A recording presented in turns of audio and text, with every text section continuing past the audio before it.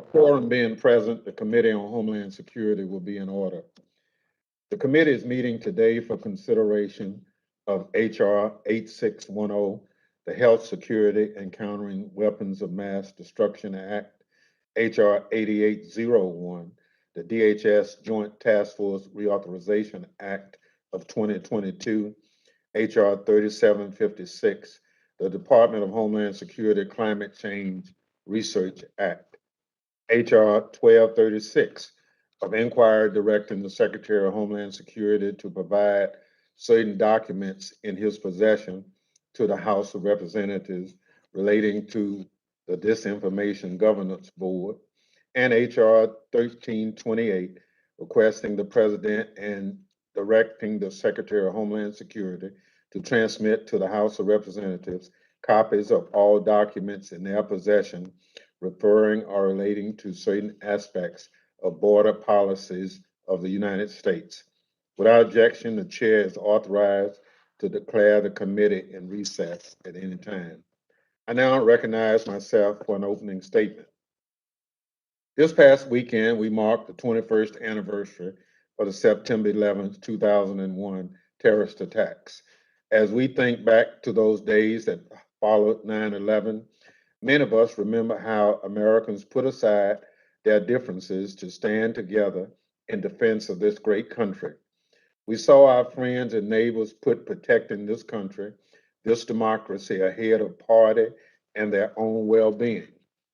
Americans enlisted in our armed forces in significant numbers. Many went to work to protect domestic aviation and the newly established Transportation Security Administration. Others became first responders to protect their neighbors and friends, or took positions in the intelligence community to join in the 10-year hunt for Osama bin Laden. Unfortunately, in the 20 plus years since the attacks, the unity of love of country that was so prominent in the days and weeks that followed 9/11 have faded into memory as raucous divisions have become a troubling and destabilizing feature of our national life. Even before the January 6th attack on the United States Capitol, intelligence and homeland security analysts warned about a complex and diffuse terrorism threat picture dominated by traditional foreign terrorist organizations, cyber attackers, hostile state actors, and their proxies and domestic violent extremists. Today, the Department of Homeland Security, established in response to 9/11, is charged with such attack and violence, but also detecting, preventing, and mitigating chemical, biological, nuclear, and radioactive threats. It contributes to the whole of government effort to contain COVID-19, protects our borders, and maintain a strained federal disaster management system.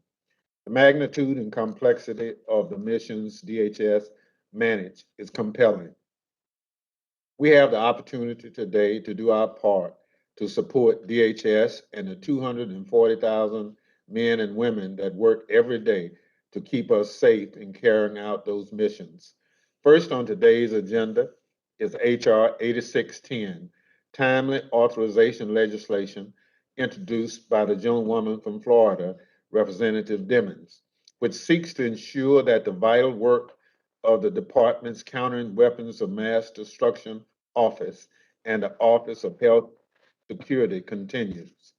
Next, we'll consider H.R. 8801, a bipartisan bill introduced by Representatives Correa and Jimenez that would ensure that the department's Joint Task Force operating in Florida can continue its critical work to prevent the exploitation of maritime domain by transnational criminal organizations and other bad actors to smuggle drugs and engage in other illicit activity. The third measure on our agenda is H.R. 3756, a bill that passed the House last Congress and was reintroduced by Representative Clark to help DHS, which includes the U.S. Coast Guard, FEMA, and Customs and Border Protection, benefit from federal research finding regarding climate change driven impacts that may have homeland security implications. Together, these three bills support DHS in critical ways as it carries out its diverse missions. Additionally, we will consider a pair of resolutions of inquiry that were introduced recently by Representative Meyer and a minority member that does not sit on this panel. Pursuant to Clause 7 of House Rule 13, the committee is considering these resolutions today to ensure the timely filing of their reports in the House and not disturb other business on the House floor. As I will discuss later, the measures seek to compel the Department of Homeland Security to produce information to the committee that has already been provided to the committee and in some cases to the public. The aggressive approach taken in these resolutions seems is unwarranted given how forthright DHS has been on the matters raised in the resolution. As such, I'll ask members to join me in adversely reporting the two resolutions of inquiry to the full House. Since it rarely happens in committee, I will note that adverse reporting does not affect the resolution's status in the House. It only means that the committee has fulfilled its obligation under House rules. The willingness of the Biden administration to engage with Congress is often uncomfortable conversations about topics where there may be strong differences of opinion is very welcome, and it stands in stark contrast to the previous administration's years of deflection and outright hostility. Today, with the debate on the two resolutions, we will get a rare opportunity to shine a positive light on that engagement. And now a couple of administrative points. The chair reminds members participating remotely to have their cameras on during recorded votes. Recorded votes may occur at any time, but to the extent practicable, the chair will postpone requests for recorded votes until the end of legislative business. Members are further reminded that the committee will operate according to the guidelines laid out by myself and the ranking member in our February 3rd, 2021 colloquy regarding remote procedures. With that, I thank the members for their participation today and now recognize the ranking member, Mr. Katko, for an opening statement. Thank you, Mr. Chairman. I'm pleased we're having this markup today. Just a few days after we reflected on the devastating terrorist attacks of September 11th that forever changed our nation 21 years ago. As we consider the legislation proposed today, I encourage us all to keep in mind the mission given to the Department of Homeland Security when it was created in the wake of those devastating attacks and what our priorities must be. As the threat landscape has changed, the mission of the Department of Homeland Security is more vital now than ever before, and there is significant work to be done to ensure that mission is achieved. We must make sure that DHS does not lose its way. This leads me to the deep concerns that I and many of my colleagues, as well as many American taxpayers, had with the recent troubling attempt by Secretary Mayorkas to stand up an ill-conceived disinformation governance board without any engagement or notice to Congress. Unveiled without any transparency, the botched rollout of this board appeared to be by many as an attempt by the Department of Homeland Security to forge a political tool headed by a known partisan operative that would dictate the government's definition of truth to the American people. For that reason, I am pleased to support the resolution of inquiry before us today, which seeks to pull back the curtain on this troubling effort. The attempted establishment of this board proves that, despite the increasing frequency of cyber attacks against our critical infrastructure, a terrorist safe haven reestablishing in Afghanistan, and an out-of-control crisis at our southern border, the priorities of this administration are grossly misplaced. I'm also pleased that we are considering a resolution of inquiry from my friend and colleague, Representative Meyer, related to this administration's horrific humanitarian and national security crisis at our southern border, one they still refuse to acknowledge. And I remember looking the other day in the news, and it told me that, informed me that they're looking for more money just to simply deal with all the dead bodies that they're finding in the rivers and in the bush for people coming across the border. And the pull factors this administration has created has caused that. President Biden still has not visited the border to see the situation for himself. And just this week, Vice President Harris stunningly claimed that the border is secure and a priority for the administration, a claim that clearly belies what we see on the ground. While the department may claim otherwise, truthful information on the crisis is often suppressed by the administration, only coming to light through media scrutiny or congressional oversight. To date, we are approaching 3.5 million migrant encounters at the southwest border since President Biden took office. That is greater than the population of more than 20 states combined, an absolutely staggering figure, and the situation is only getting worse. As of July, 66 people whose names appear on the terror watch list were stopped trying to cross the U.S.-Mexico border between ports of entry this fiscal year. We only know this thanks to the tireless efforts of Republicans on this committee, especially Representative Pfluger. CBP has seized enough fentanyl this fiscal year alone to kill almost 2.4 billion people, over 7 times the U.S. population, with almost 1,200 pounds being recorded just in July, the largest fentanyl seizure in history.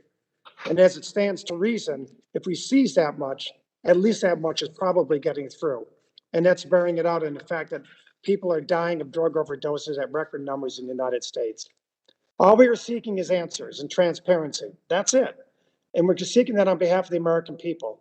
And I encourage my Democratic colleagues to join us in seeking this reasonable information. In addition to the crisis at the southwest border, we must also not forget the vulnerabilities of our maritime border. Migrant surges, human smuggling, drug trafficking, and other illicit activity continue to greatly challenge our homeland security in the maritime sector.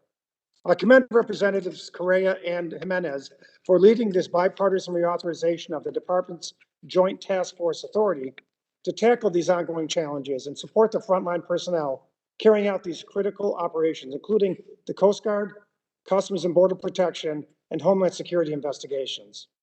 The committee will also consider legislation today aimed at redirecting taxpayer dollars allocated for Homeland Security research and development towards the Biden administration's climate goals. Unfortunately, with the litany of security crises I've discussed facing the homeland, from relentless cyber threats, a wide open southwest border, and resurgent terrorist groups, I do not believe that critical DHS funding and research and development efforts should be redirected for this purpose. Again, I would like to thank Representative Meyer and all my Republican colleagues for remaining focused on the safety and security of the American people. It's unfortunate that we need resolutions of inquiry to face these important issues like the deteriorating security and humanitarian disaster at the southwest border. But I look forward to working with all my colleagues across the aisle to find solutions to these challenges. Thank you again for holding this markup, Mr. Chairman, and I yield back the balance of my time. Thank you, Ranking Member Katko. Other members of the committee are reminded that opening statements may be submitted for the record. Without objection and by agreement between the chair and ranking member, the committee shall use an amendment roster today. Mr. Chairman, reserving the right to object, and I will not object, would the chair please explain the agreement regarding the amendment roster? And I yield to the chairman. I thank the gentleman and all committee members for agreeing to the use of an amendment roster. We've agreed that the bills be open to amendment at any point and that we will take up amendments in the order listed on the roster. The chair will allow members to offer amendments listed on the roster out of order to the extent practicable and in a manner not prohibited by House or committee rules. Amendments not listed on the roster may be considered at the conclusion of consideration of the roster. I thank the chair for this explanation. I withdraw my reservation. Thank you very much. Pursuant to notice, I now call up H.R. 8610. The bill was circulated in advance and printed copies are available. The clerk shall designate the bill. H.R. 8610, to amend the Homeland Security Act of 2002 to authorize the Office of Health Security make technical corrections to the authorization of the Countering Weapons of Mass Destruction Office, establish a Countering Weapons of Mass Destruction Advisory Committee, establish a departmental biodefense strategy, and for other purposes. Without objection, the first reading of the bill is dispensed with, and the bill is considered read and open to amendments at any point. It is now in order to consider the amendment in the nature of a substitute offered by the gentlewoman from Florida, Ms. Dimmons, on the roster. The clerk will report the amendment. Amendment in the nature of a substitute to H.R. 8610, offered by Mrs. Demings of Florida. Without objection, the reading is dispensed with, and amendment in the nature of a substitute shall be considered base text for the purpose of further amendment. The gentlewoman from Florida is recognized for 5 minutes on her amendment. Thank you so much, Mr. Chairman. I am pleased that my legislation, the Health, Security, and Countering Weapons of Mass Destruction Act, is being considered today. As someone who's spent nearly 3 decades in law enforcement, I have a deep appreciation for the importance of preparedness and coordinated response to a wide range of threats. In just the last few years, COVID-19 and more recently monkeypox and polio have emerged as significant public health threats.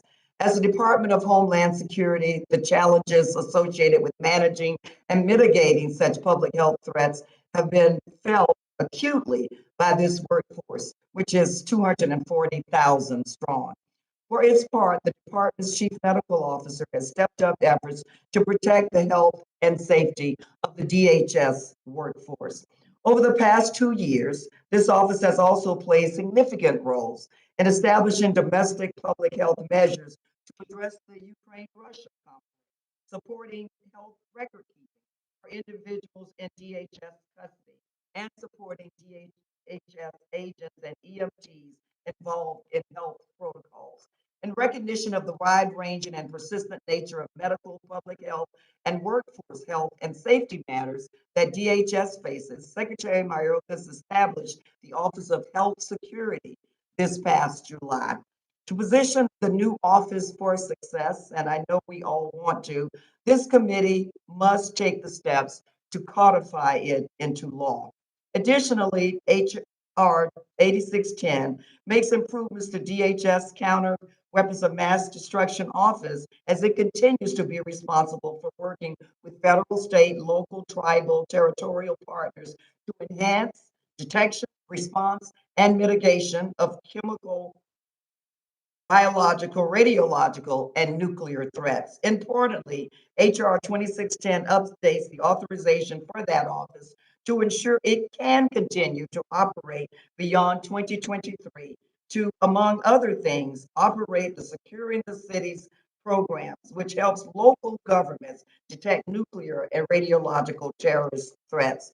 To enhance the effectiveness of CWMD's operation, H.R. 8610 also establishes a new advisory council and requires a department-wide biodefense review and strategy. This legislation is the product of wide-ranging research. In particularly, I would like to thank the National Treasurers Employees Union, which has been so engaged about making psychological health counseling programs available to DHS's frontline workforce.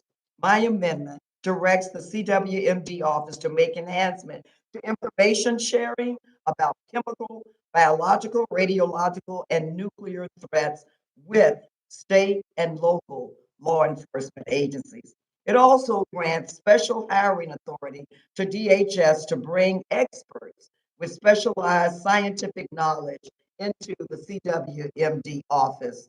Finally, Mr. Chairman, it adjusts the eligibility requirement for the Securing the Cities program to make it more broadly available to at-risk cities.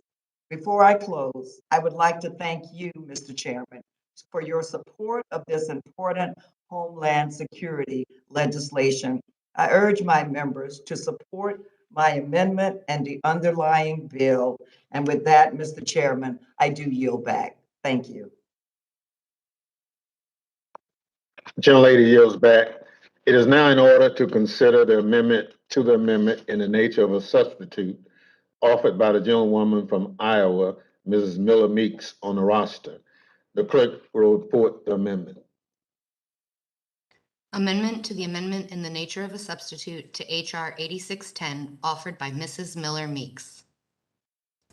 Without objection, the reading is dispensed with. The gentlewoman from Iowa is recognized for 5 minutes on her amendment. Thank you, Mr. Chair, and thank you, Ranking Member Katko. Like many federal agencies, the DHS workforce was unprepared for the COVID-19 pandemic. Unfortunately, we know this will not be the last pandemic or disaster. My amendment will ensure the department is adequately prepared for any future disasters. This amendment assigns responsibilities to the Office of the Chief Medical Officer, or CMO, specific to the preparation and response to a pandemic, with an emphasis on frontline workers most at risk. These are individuals on the front line every day, whether at our border, in our airports, or responding to disasters.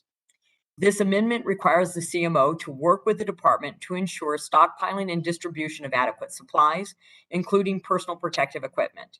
As the former director of the Iowa Department of Public Health, I know firsthand how important it is to prepare before a disaster occurs. Whether there is a pandemic or not, DHS frontline workers are vital to protecting the homeland and deserve to be safeguarded while on the job. This includes the dedicated DHS employees at CBP, the U.S. Secret Service, TSA, FEMA, as well as many others whose mission never stops. I urge my colleagues to approve this important amendment and require the CMO to prioritize the protection of those who protect us. Thank you, Mr. Chair. I yield back. Gentlelady yields back. If there are no further debate, the question is on agreeing to the amendment in the nature of a substitute offered by the gentlewoman from Iowa, Mrs. Miller Meeks. Those in favor say aye. Aye. Aye. Those opposed say no. In the opinion of the chairs, the ayes have it and the amendment is agreed to. There are no further amendments listed on the roster. Are there any further amendments to the measure? If not, the question is on agreeing to the amendment in the nature of a substitute to H.R. 8610 as amended. Those in favor say aye. Aye. Aye. Those opposed say no. In the opinion of the chairs, the ayes have it. An amendment in the nature of a substitute is agreed to. The question now occurs on reporting the bill H.R. 8610 as amended to the House with a favorable recommendation. Those in favor say aye. Aye. Aye. Aye. Aye. Say no. In the opinion of the chairs, the ayes have it, and the motion is agreed to. Without objection, a motion to reconsider is laid on the table.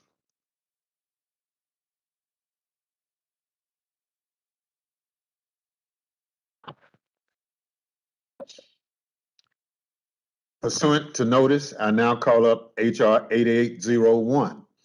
The bill was circulated in advance and printed copies are available. The clerk shall designate the bill. H.R. 8801, to amend the Homeland Security Act of 2002 to establish stronger accountability mechanisms for joint task forces and for other purposes. Without objection, the first reading of the bill is dispensed with, and the bill is considered read and open to amendment at any point. It is now in order to consider the amendment in the nature of a substitute offered by the gentleman from California, Mr. Correa, on the roster. The clerk will report the amendment. Amendment in the nature of a substitute to H.R. 8801 offered by Mr. Correa. Without objection, the reading is dispensed with, and amendment in the nature of a substitute shall be considered base text for the purpose of further amendment. The gentleman from California is recognized for 5 minutes on his amendment. Thank you, Mr. Chairman. Can you hear me? Yes, I can. My amendment makes technical refinements to legislation I recently introduced with a gentleman from Florida, my good friend, Mr. Jimenez, to preserve DHS's authority to establish and operate Joint Task Forces, or JTFs. Under this authority, DHS can co-locate agency personnel and resources from across the department to improve and assure coordination to tackle threats to the homeland. JTFs have been successful in coordinating joint operations among the U.S. Coast Guard, U.S. Customs and Border Protection, and Immigration and Customs Enforcement. DHS currently has one JTF in operation called the JTF East. It focuses on threats along our southern maritime border and coordinates DHS operations targeting illicit smuggling activities by transnational criminal organizations. JTF East has permanent staff with region-specific expertise to develop and maintain key relationships with federal, state, local, and other officials. There are many examples of JTF's East successes. For example, in 2019, JTF East was essential in assuring that Homeland Security investigators were able to seize 20 tons of cocaine valued at $1 billion. That operation was dubbed Operation Velas Negras and was the largest drug seizure in U.S. history. JTF East Task Force Southwest, a standing federal interagency departmental task force responsible for deterring, preventing, and responding to illegal maritime activities and illicit smuggling of narcotics in the maritime domain.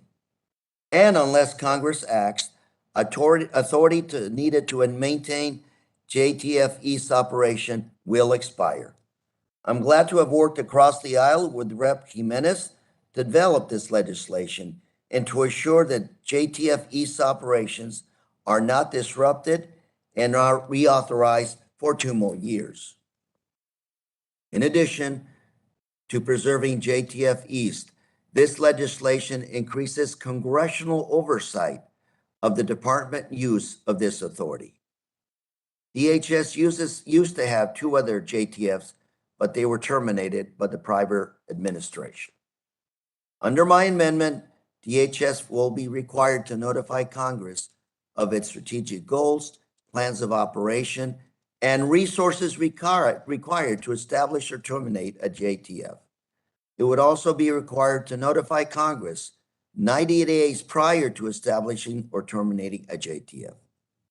I am glad to help lead the effort to preserve a critical tool for the department to use in addressing emerging threats and long-time challenges. Looking ahead, I'd like the department to consider using JTFs to respond to challenges it faces in a more coordinated fashion. And I urge all my colleagues to join me and my Republican colleague, Mr. Jimenez, in supporting this legislation to DHS's Joint Task Force Authority, and I yield back, Mr. Chair. Thank you. Gentleman yields back. Chair recognizes the gentleman from Florida for 5 minutes, Mr. Jimenez. Thank you, Mr. Chairman, Ranking Member Katko, and my friend Representative Correa for bringing up this important bill before the committee today. America faces a 2-front war, one along our southern border and another one along our maritime borders. There have been millions of unvetted migrants crossing into the United States. More fentanyl is pouring into the country. Countless individuals are being trafficked for profit, and lives are lost when many embark on a treacherous journey.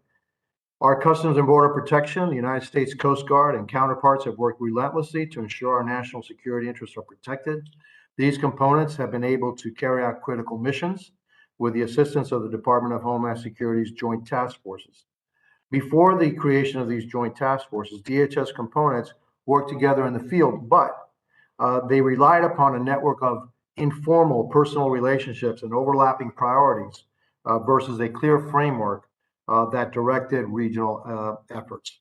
In 2014, DHS established 3 Joint Task Forces to serve as the touch point to the interagency across its joint operating areas. The goal was really simple: to establish a streamlined and unified structure that prioritized security operations and investigations against transnational criminal organizations. And in 2016, this committee passed a temporary 6-year authorization for the Joint Task Forces. In the maritime security environment, Joint Task Force East leads the coordination of DHS enforcement efforts to plan and implement enhanced counter-network operations directed at disrupting transnational criminal organizations, as well as drug and human smuggling efforts. The task force, led by the United States Coast Guard, is composed of members from Customs and Border Protection, Immigration and Customs Enforcement, and the U.S. Citizenship and Immigration Services. The task force operates heavily in and around my district, which contains Key West, which has seen a dramatic increase in migrant encounters this year. South Florida has recently seen an uptick in interdictions and apprehensions of migrants. The Florida Keys and the Miami-Dade County are top destinations for human trafficking, drugs, and weapons. I recently visited with Border Protection agents in my district to hear firsthand about the challenges their agency has faced, as well as their steadfast attempts to safeguard our national security and our interests. In South Florida, there have been 3,000 migrant encounters, and the United States Coast Guard has reported more than 400% increase in at-sea interdictions of migrants attempting to cross into the United States. It's important that components of DHS are working together in a unified way to confront this national security risk. The reauthorization allows for the critical work JTF East has been doing to continue through to 2024. Thank you again, Mr. Chairman and Ranking Member Katko, for bringing this important bill before the committee. And I also want to thank again my colleague, Representative Correa, on his efforts. While he represents a very different maritime border on the West Coast, he knows that we cannot take maritime security for granted. Thank you very much, and I yield back.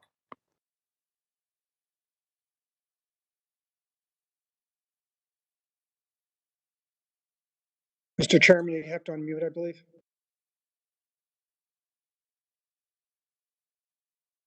Yeah, I made a prophetic statement. I'll repeat it. Chair recognizes the gentleman from Texas, Mr. Pfluger, for 5 minutes. Thank you, Mr. Chairman. I appreciate the efforts that Mr. Jimenez and Correa are doing here to acknowledge the critical work of the Department of Homeland Security to actually secure our country. Having a military background myself, I mean, the Joint Task Force model has worked for this country, and there's no reason that it shouldn't work to continue to help what the Joint Task Force states here is to lead the DHS law enforcement effort to target, dismantle, and disrupt transnational criminal organizations, among other things. And so, you know, as we look at the situation on the southern border, we are in complete chaos. There is a chaotic situation since President Biden took office with 4 million illegal immigrants coming across the southern border. The Joint Task Force is incredibly important. You know, when you look at the number of known or suspected terror matches in this fiscal year, I believe it's 66 as of the last report that we received, 66 people who have come across the border who match the known or suspected terror watch list, who are threatening our country. And so thank you to Mr. Correa, to Mr. Jimenez for acknowledging and looking at the problem. And I mean, I allowed the efforts to actually put some meat on the bone and get together and figure out how we can stop it. I wonder if the Joint Task Force East leader would say that our border is secure. I wonder what the JTF East commander would say to that. Would they actually say that 4 million people, 66 on the terror watch list, 100,000 deaths due to fentanyl is a secure border? I don't think so. Mr. Chairman, I have a question for you, knowing that that we're in this markup right now and we're looking at this reauthorization act. Again, I appreciate reauthorizing the JTF East. Mr. Chairman, when can we have a field hearing to bring all the JTFs together to get the inputs this year? Are you willing to have a hearing in Del Rio, Texas, Uvalde, Texas, to bring the JTFs together and to hear their thoughts on whether or not the border is secure?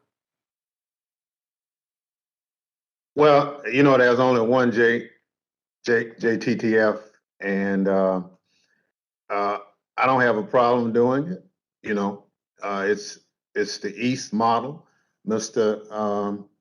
Correa and Jimenez's bill is to expand it. So the gentleman will send me a letter. We'll absolutely consider it.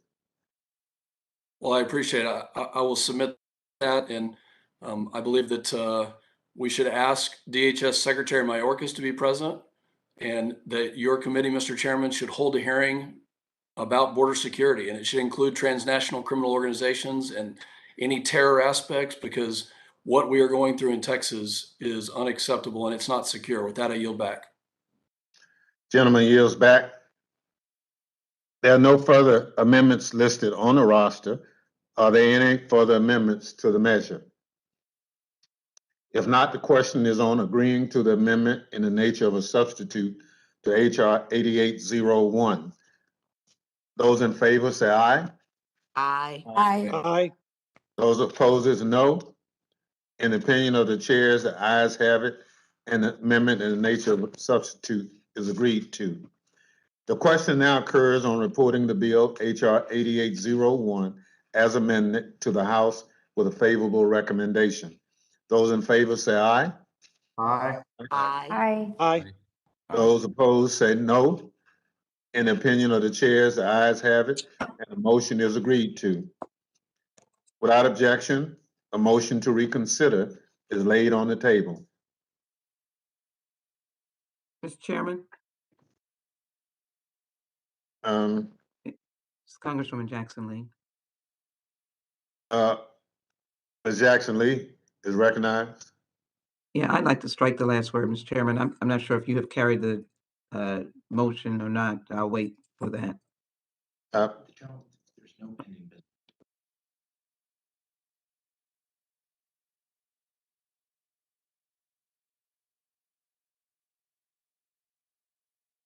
Gentle lady is recognized. I thank the chairman very much. The motion has been carried on Mr. Korea's very important legislation, and I'm just going to add what I believe are some important points regarding the Texas border and the reference that has been made to the Texas border and the reference that has been made to the conditions at the border. It should be made very clear that the Biden administration and members of the Democratic caucus have over and over again, one, provided a very substantial funding for our personnel at the border. Many of us have been to the border many, many times in times of crisis with different administrations. We're most remembering the crisis under the past administration and the devastation of separating children from families, and it did not work. What will work is a comprehensive immigration response and as well the supporting of DACA and regularizing the immigration process, the legal immigration process. Let me be very clear that those personnel at the border are doing their job, even in the midst of some very tough challenges, the interference of the state of Texas and the governor who abuses the National Guard. They are stopping people who are alleged terrorists, as my colleagues want to suggest, even though we know that we can count them in double digits, but we can count them in very, very small numbers. But our team is working. But when you have an interference of state intervention, of stopping trade coming across, stopping traffic, causing a huge crisis in Texas in the last couple of months, you are not going to have a process. And so this structure dealing with the task forces, we all support. The H.Res Joint Task Force reauthorization, I thank Mr. Correa for it. But let us recognize that the source of opposition to regularizing immigration, to giving individuals a pathway, to fixing the asylum process falls on the shoulders of my good friends on the other side of the aisle. Now, we have worked in a bipartisan manner here in Homeland Security, and we're doing so with this reauthorization.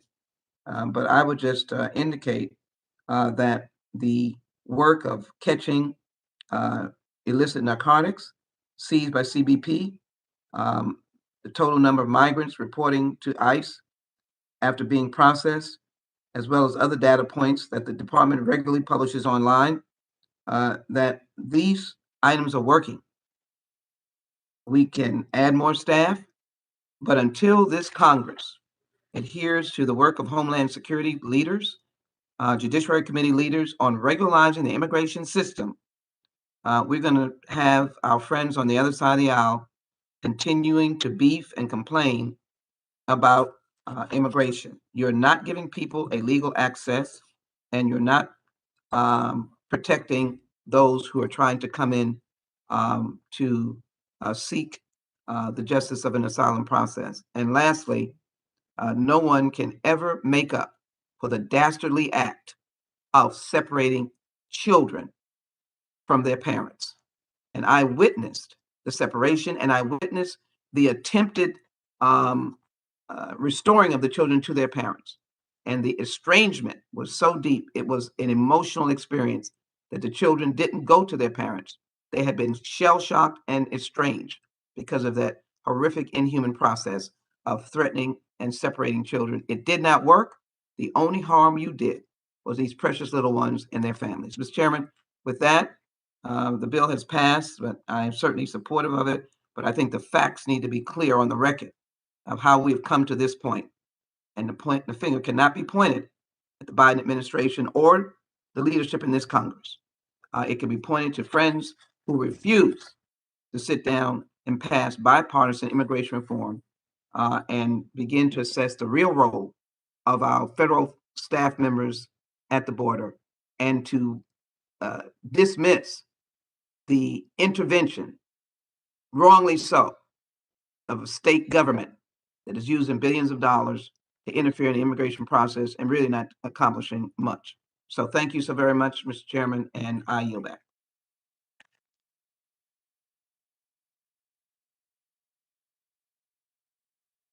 Young lady yields back. Pursuant to notice, I now call up H.R. 3756. The bill was circulated in advance and printed copies are available. The clerk shall designate the bill. H.R. 3756, to amend the Homeland Security Act of 2002 to require the Undersecretary for Science and Technology of the Department of Homeland Security to research and evaluate existing federal research regarding approaches to mitigate climate change on Homeland Security to identify areas for further research within the department, research and development approaches to mitigate the consequences of climate change on Homeland Security, and for other purposes. Without objection, the first reading of the bill is dispensed with, and the bill is considered read and open to amendment at any point. It is now in order to consider the amendment in the nature of a substitute offered by the gentlewoman from New York, Ms. Clark, on the roster.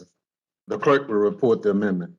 Amendment in the nature of a substitute to H.R. 3756 offered by Ms. Clark. Without objection, the reading is dispensed with, and the amendment in the nature of a substitute shall be considered base text for the purpose of further amendment. The gentlewoman from New York is recognized for 5 minutes on her amendment. Thank you, Mr. Chairman and Ranking Member Katko. Good morning, colleagues. I rise today to speak to my amendment, H.R. 3756, the Department of Homeland Security Climate Change Research Act. The impacts of climate change are radically reshaping our physical environment and posing major threats to our national security at home and abroad. Since 1980, there have been more than 300 catastrophic climate-related hurricanes, floods, droughts, and wildfires.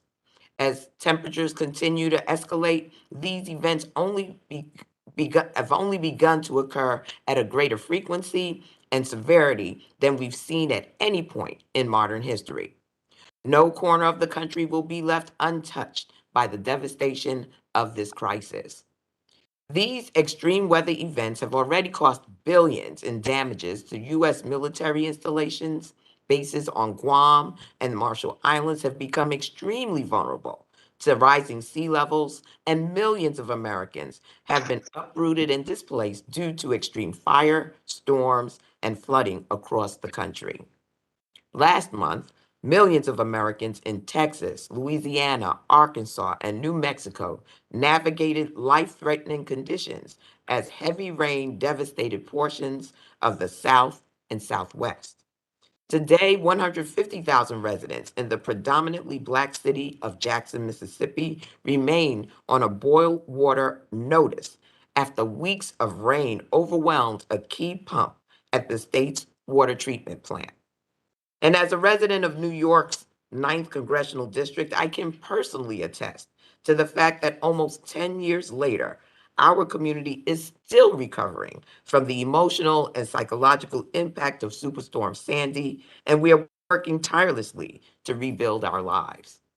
While climate change has the potential to damage crucial infrastructure, threaten public health, and exacerbate food and water insecurity, we cannot ignore the many ways that it works to intensify social instability and the need for humanitarian aid. For example, in Iraq, the Pentagon reports the targeting of farmers whose crops were lost to drought and other weather-related events for recruitment by ISIS. And when it comes to the Department of Homeland Security, which includes FEMA, the U.S. Coast Guard, Customs and Border Protection, ignoring these implications is not an option. H.R. 3756 would require DHS to conduct research to advance Homeland Security by conducting analysis and research on how the department can confront climate change and recognize the threat of climate change on our national security and defense. My DHS Climate Change and Research Act would also hold the department accountable to providing Congress and the American people with the annual reporting regarding its research and projects on this matter. Last Congress, we worked together to ensure an earlier version of my legislation was passed by the House. Today, I urge you, my colleagues, on the committee to join me once again in supporting this legislation and ensuring DHS does its part in addressing the impact of climate change on our national security. Let me thank you once again, Mr. Chairman, Ranking Member Katko, Emergency Response and Recovery Subcommittee Chairwoman Demings, and my fellow committee members for supporting my legislation. And with that, I'll yield back the remainder of my time. Gentlelady yields back. Is now in order to consider the amendment in the nature of a substitute offered by the gentleman from Texas, Mr. Pfluger, on the roster. The clerk will report the amendment. Amendment to the amendment in the nature of a substitute to H.R. 3756 offered by Mr. Pfluger. Without objection, the reading is dispensed with. The gentleman from Texas is recognized for 5 minutes on his amendment. Well, thank you, Mr. Chairman. As I sit here and listen to the discussions about climate change and about how it affects our country and then therefore affecting the Homeland Security piece of it, I can't help but put myself in the shoes of people in Menard County or in Kimball County, Texas, or pretty much in any other county of the United States, thinking about the root causes of what is actually impacting our national security, what is actually impacting our Homeland Security.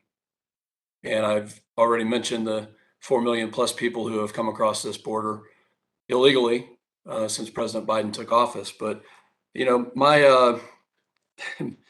it's kind of unbelievable to me that we're going to continue in the Committee on Homeland Security a discussion.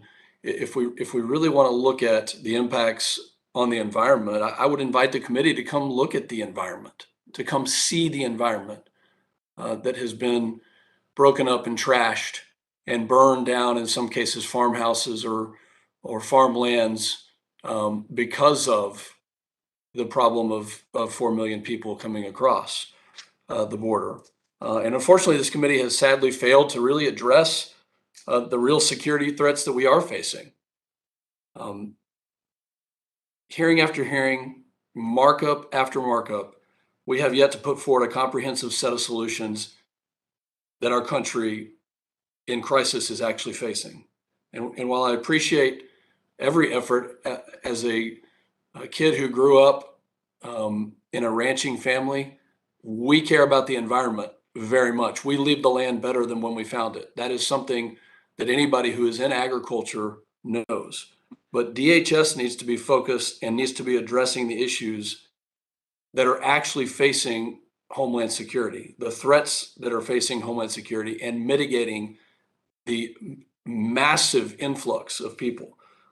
And an actual and concrete environmental issue is how illegal border crossings are affecting our border communities, because they are. Just 2 weeks ago, I had a constituent tell me that they're afraid to go to their property on the border. It's trashed. They've had fences cut. I've introduced legislation to try to repay them. We should be asking the question about what the actual cost is when it comes to the litter, when it comes to the burning down of farmhouses, when it comes to the destruction of personal property, when it comes to the actual environmental impacts. There are many reports describing significant accumulation of garbage along the Rio Grande River Valley. And this includes discarded clothing. I've been there. I've been under the bridge in Del Rio, Texas. I've seen the trash and the litter that is everywhere. So if we're looking at environmental aspects, when it comes to cattle and when it comes to other livestock and farming, we should be looking at this kind of aspect. Of course, much of this trash is left to private landowners. They've got to pick it up. They have to do something that is now charged to them at their own expense. And like I said, I've spoken to many farmers and ranchers along through the Rio Grande Valley and along the southern border in West Texas. Not only are they scared to be on their property because of the physical threat to them, but they also have showed me pictures of their own property being destroyed, either through littering or through some other means of vandalism or crime.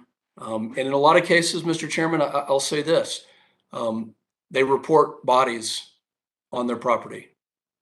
That when we look at the real issues that the cartels and the criminal organizations are bringing across, it's almost impossible. So when we say that we're going to ask Homeland Security and we're going to blame the problems on climate, I have a hard time understanding the focus of this committee when in reality, what we need to be doing is addressing the real impacts that are happening right this second.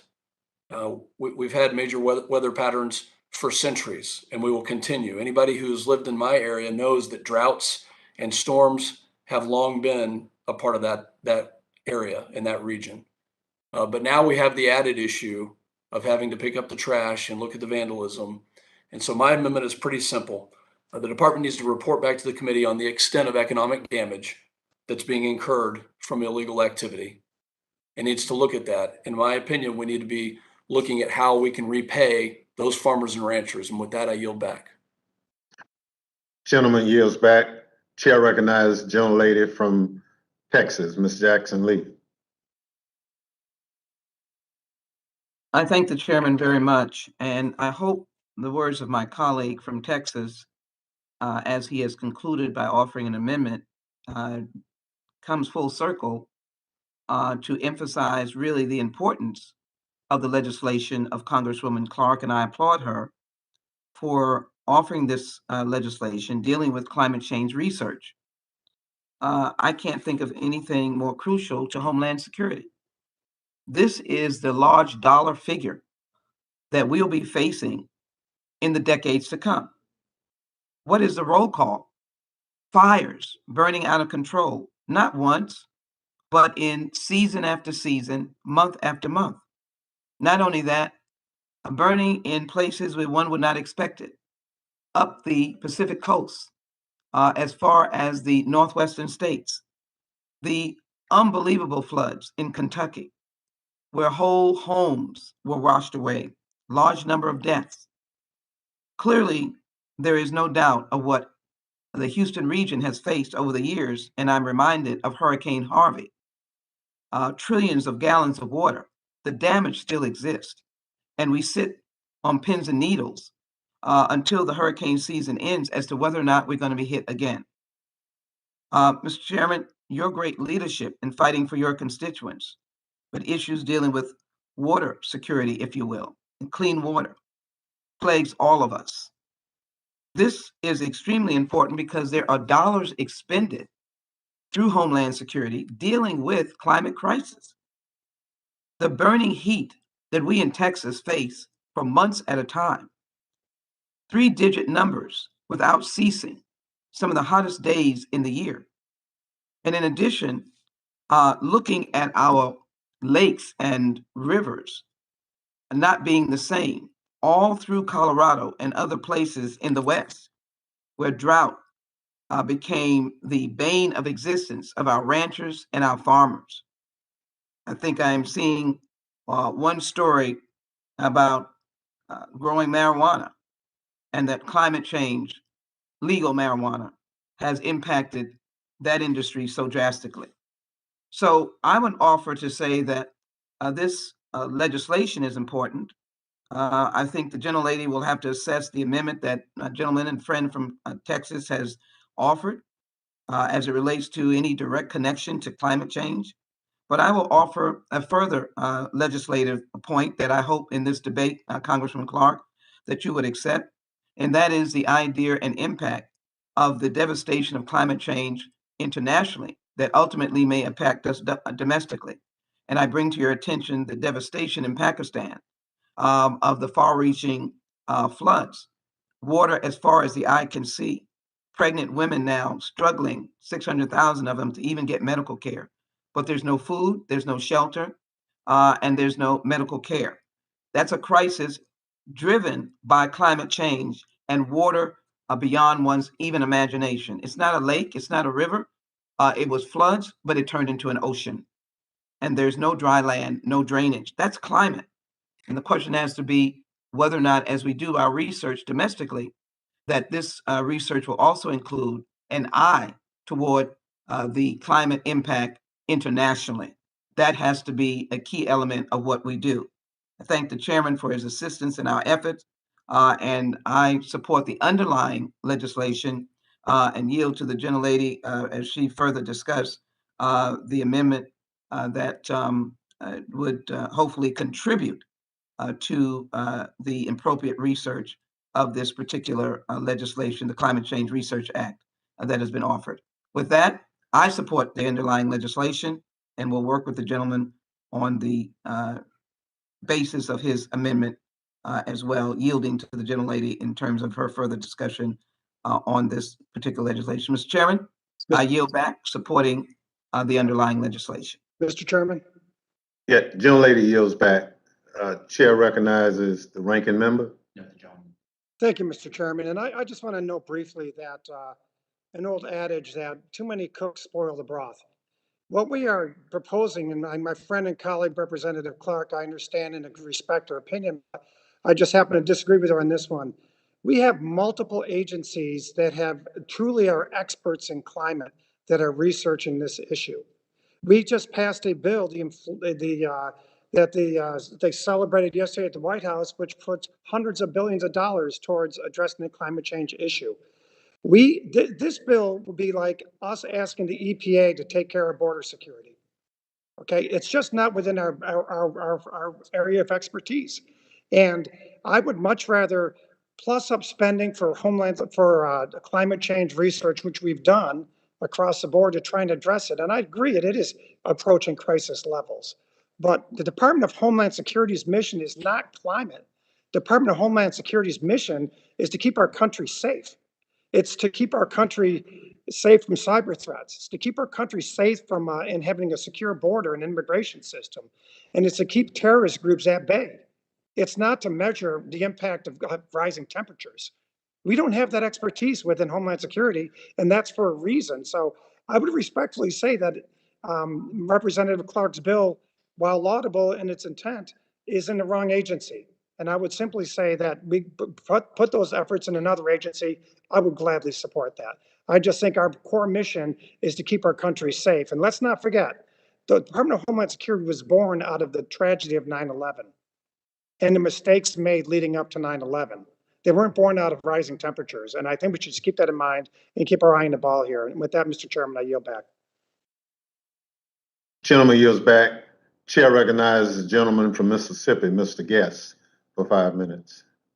Thank you, Mr. Chairman. I want to echo some of the comments of Ranking Member Katko and Representative Pfluger. First, we are just days away from the 21st anniversary of 9/11. This committee was set up specifically to protect the American public from threats, both foreign and domestic. This committee was not set up to deal with climate change. There are other committees within Congress that this legislation needs to be addressed to. And instead of this committee dealing with the immigration crisis, the true crisis that we've seen, now we have seen almost 6 months straight with almost 200,000 plus immigrants coming across our border. We're not talking about securing the border. We're not talking about doing what we can to protect those border communities. We're not talking about the $20 billion that the immigrants who have come across over this administration is costing the taxpayers of the government. Instead, we're talking about a climate change bill. The Department of Homeland Security has no business getting in the climate change realm. We need to be focused on our primary mission. We can't ask the department to deal with cybersecurity, to deal with disaster response, to deal with securing the border, and then at the same time put another unnecessary federal regulation on this agency. That to me is asinine. We talked about climate change and the impact. I heard him talking about the climate change and the impact that the floods had on the city of Jackson. I represent part of the city of Jackson, as does our chairman, Chairman Thompson. I tell you what happened in the water crisis in the city of Jackson was not caused by the floods. It was caused by decades of deferred maintenance. It was caused by the fact that we had an understaffed and undereducated or undertrained workforce trying to run those facilities. This can't be blamed on the flood. This was a problem. This was the straw that broke the camel's back. But that particular water system has been having problems for decades. And so to use that as a reason that this legislation should be passed. I heard in the arguments the impact that climate change has had on people who grow marijuana. Well, last I looked, marijuana was still on the federal level, still illegal. I know states have legalized it either recreational or for medical purposes, but we should focus on our primary mission. Our primary mission is securing the people of this country. We can't ask this agency to continue to do things such as include the impact of climate change when we are failing right now in the primary mission of this agency. If our borders were secure, if we had the cybersecurity that we wanted, if we had all the other issues resolved, maybe at that time you would put something else on this agency, but we cannot do that at this time. So I rise in opposition to this legislation. I do not believe that this is the right committee to deal with climate change. I do not believe that this agency can tackle this with the problems that we have now. And I urge everyone to please vote against this legislation. Thank you, Mr. Chairman. I yield back. Gentleman yields back. For the record, this exact bill passed on voice vote last session. Every member of this committee is on record as supporting it. So I don't know what's happened between then and now, but it's the very same bill. So the chair recognizes that is now in order to recognize the perfecting amendment to Pfluger amendment to the ANS. Chair recognizes the gentlelady. The clerk will record the amendment. Amendment to the amendment to the amendment in the nature of a substitute to H.R. 3756. Chair, without objection, we.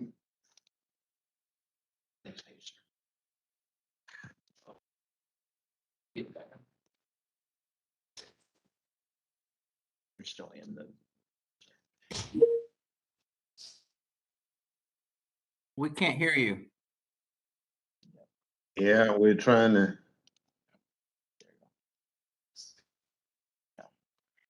Without objection, the chair, the reading is dispensed with. The gentlewoman from New York, Ms. Clark, is recognized for 5 minutes on her amendment. Thank you very much, Mr. Chairman, and I am pleased to offer my amendment to the amendment offered by my colleague from Texas, Mr. Pfluger. Let me start off by acknowledging that I'm glad to learn of his interest in climate change and its relationship to migration. 2 back-to-back hurricanes devastated Central America in November of 2020, hurting more than 7.5 million Central Americans and Caribbeans. Landslides and flash floods displaced thousands while homes and agricultural crops were destroyed. This displacement has been a recognized driver of migration northward. The issue of climate refugees was explored in our committee's June 21st hearing on the threat climate change poses to the homeland. The Pfluger Amendment gives specific attention to the lands along the southwest border. The committee has a long record of oversight into environmental damage in that border region associated with DHS's border security infrastructure and operations. For example, we received testimony about devastating floods that brought on a monsoon conditions in Nogales, Arizona, back in the 2008, when the Bush administration's border fence blocked the movement of debris and clogged relief systems. Over the years, we've heard from border communities, including tribal communities, as well as environmental experts, about how the border wall has exacerbated flooding, endangered wildlife, and destroyed sacred sites. We should do all we can to reduce environmental damage and conserve public and private lands. And that is why I commend the Biden administration for prioritizing environmental remediation and mitigation along the border. My amendment improves Mr. Pfluger's amendment by authorizing DHS to examine the effects of climate change that may relate to border security operations and infrastructure on the southern and northern borders. If we had DHS solely focused on the southern border, we would get an incomplete picture. Moreover, my amendment would ensure that in addition to looking at climate change effects on private and public lands, agricultural lands, and wildlife habitats, we have DHS look at what it means for sacred sites and environmentally sensitive areas. I hope my colleagues will support my amendment, and I yield back. Gentlelady yields back. Chair recognizes the gentleman from Texas, Mr. Pfluger, for 5 minutes. Thank you, Mr. Chairman. Well, I'll start by saying that I at least appreciate the debate that we are able to have here. I oppose my colleague from New York's amendment, Ms. Clark, to my amendment because it actually has been mischaracterized grossly. And I have not asked in no way, shape, or form for any sort of study on climate change as it relates to the Homeland Security impacts that I am talking about along our southern border. My amendment is very clear. I would like the Department of Homeland Security to look at the impact of people on the lands along the southwest border. It's very simple. And to my knowledge, there is no issue on the northern border that even comes close to the issue that we're talking about. And it was said very eloquently by my colleague, Mr. Guest. What in the world are we talking about with regards to climate change as it impacts Homeland Security? We're missing the mark, and the American public is demanding that we actually have a debate on Homeland Security, that we actually talk about the people who are impacting our communities, that we talk about the trash caused by human activity illegally crossing the southern border, millions of people into places like the state of Texas. This has nothing to do with climate change. When it comes to the southwest border, it has to do with the people that not only with their dead bodies being littered across private lands, but also the trash and the burning down of structures. My amendment simply asks DHS not only for the resources that are due the farmers and ranchers in South Texas and in West Texas, but also to specifically focus on the issue at hand, the one that is tangible in front of our faces right now, that we can see every single day. And Mr. Chairman, that's actually why I asked you to commit to coming to Del Rio, Texas, or to Laredo, Texas, or to Eagle Pass, Texas. To my knowledge, we have not had a full committee hearing on border security yet. And it would be really nice for this committee to address the issues that are impacting us, the 100,000 people in this country who have been killed by fentanyl over the past year. The activity, the criminal activity, the sheriff's departments and the police departments and the local law enforcement agencies that are having to literally pick up the trash. That's the environmental issue.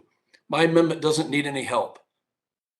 The people in South Texas and in West Texas, they need help from the federal government to pick up the trash that's being left because of the surge of illegal immigrants who are coming across the southern border, making it difficult and in some cases impossible for them to do their jobs, to grow their crops, to raise their livestock, or in some cases because of the physical threat to them to actually go to their property. I oppose the amendment offered to my amendment by Mrs. Clark. I appreciate the debate that we're actually able to have and to rebut a comment that was made previously by my colleague from Texas. We have not had that debate. We have not had a bipartisan effort because the debate has not been had in the 117th Congress. We need to sit down and have that debate. We need to go to the locations that I'm talking about. And let's figure out the facts. And if climate change is causing the 4 million plus illegal immigrants, well, let's find those facts out. But I think the American public deserves better. With that, I yield back. Gentleman yields back.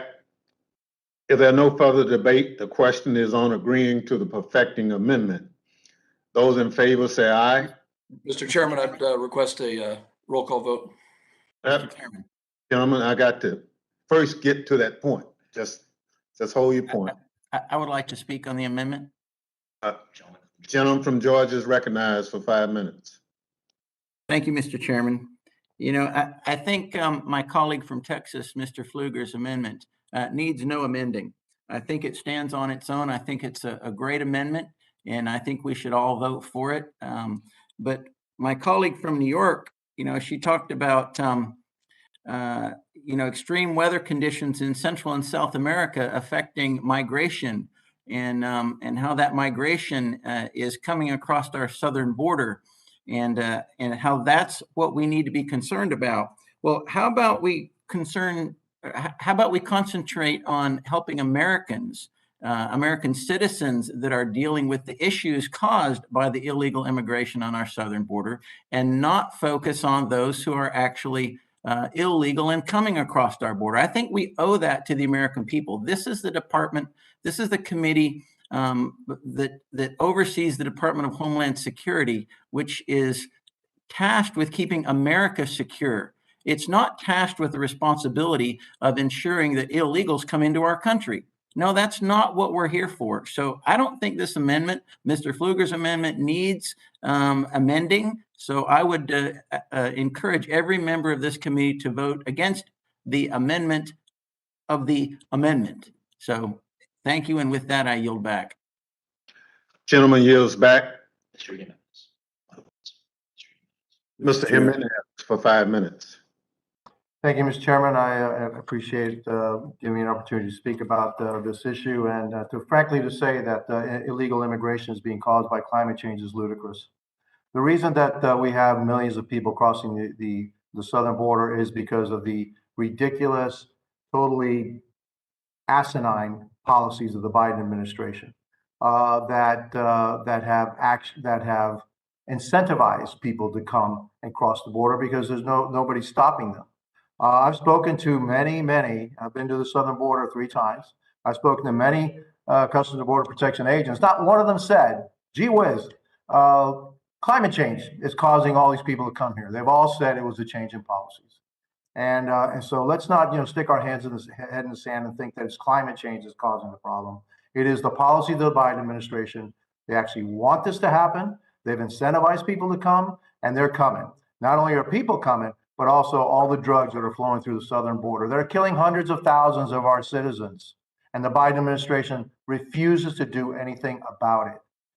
The international drug cartels down the southern border have declared war on the United States, and they're killing thousands of American citizens, and we do nothing about it. It has nothing, absolutely nothing to do with climate change, and I yield back. Mr. Chairman. Gentleman yields back. Gentleman from New Jersey is recognized for 5 minutes. Thank you, Mr. Chairman. It's interesting. My colleague, the gentleman that just spoke, talked about pulling our heads out of the sand. It's funny, I was thinking the same thing about our colleagues on the other side of the aisle to do that when a member on this side of the aisle is speaking. The gentlelady from New York is not saying that this is the only reason for people migrating. She says it's one of the reasons. And I always thought that if you start where the problem starts, then you can alleviate it on the other end. So if we do something in Central America to help to stem that tide, then we won't have as many people coming to the border and coming across. And then there wouldn't be the trash in the river that we're concerned about. So I just wanted to clarify that. Our colleagues on the other side of the aisle are acting as if the gentlelady said, this is the main reason. No, she says it's one of the reasons. And with that, I yield back. Gentleman from New Jersey yields back.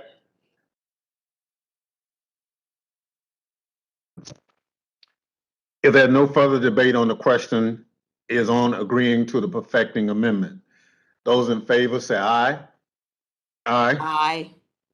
Those opposed say no. No. No. In opinion of the chairs, the ayes have it, and the perfecting amendment is Mr. Chairman, I'd like to request a recorded vote on this. A recorded vote is requested pursuant to Committee Rule 7C. Further proceeding on this question, postpone. Pursuant to notice, I now call up House Resolution 1236. The resolution was circulated in advance and printed copies are available. The clerk shall designate the resolution. H.Res. 1236 of inquiry directing the Secretary of Homeland Security to provide certain documents in his possession to the House of Representatives relating to the Disinformation Governance Board. Without objection, the first reading of the resolution is dispensed with, and the resolution is considered read and open to amendment at any point. I now recognize myself for 5 minutes on the resolution. This measure is completely unnecessary. It seeks information from the Secretary of Homeland Security, most of which has already been voluntarily transmitted to Congress about a board that no longer exists. The resolution, which was introduced by a minority member who does not even sit on this committee, would require DHS to transmit documents that have already been shared with the committee regarding its defunct Disinformation Governance Board. A resolution of inquiry which seeks to compel a federal department or agency to furnish certain documents to Congress in a designated time frame is meant to be a tool of last resort. It is meant to be a mechanism to force transparency when prior congressional oversight efforts have failed. In this instance, there's no justification for introduction of H.Res. 1236, since DHS has been proactive in sharing information about the Disinformation Governance Board. DHS did not try and step aside congressional oversight about the board. On the contrary, it was Secretary Mayorkas who first announced its formation openly, unprompted, in a public hearing before the House Appropriations Committee on April 27, 2022. And once it became clear that Congress had questions about the board's activities, DHS briefed multiple committees, including this one, on April 29th. DHS repeatedly engaged with committees to try and explain the board's role and correct misconception. It also provided Congress with documents, the board's charter, and other information requested by the committees during and after its brief the Hill. For more far more being non-responsive. Secretary Mayorkas acknowledged concerns raised about this body and on May 18th ordered the board's operation to be suspended to allow the Homeland Security Advisory Committee to review it and issue recommendations. Upon receiving the advisory committee's final report and recommendation, Secretary Mayorkas rescinded the board's charter on August 24th. H.Res 1236 seems predicated on the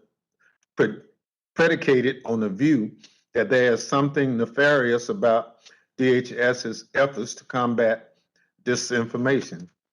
I wholeheartedly disagree. DHS's disinformation mission is not new. It did not originate under the Biden administration. DHS has a long-standing, well-established, and critical role in combating disinformation, a role that just last month was reaffirmed by the non-governmental experts on the Homeland Security Advisory Council and Department's Inspector General.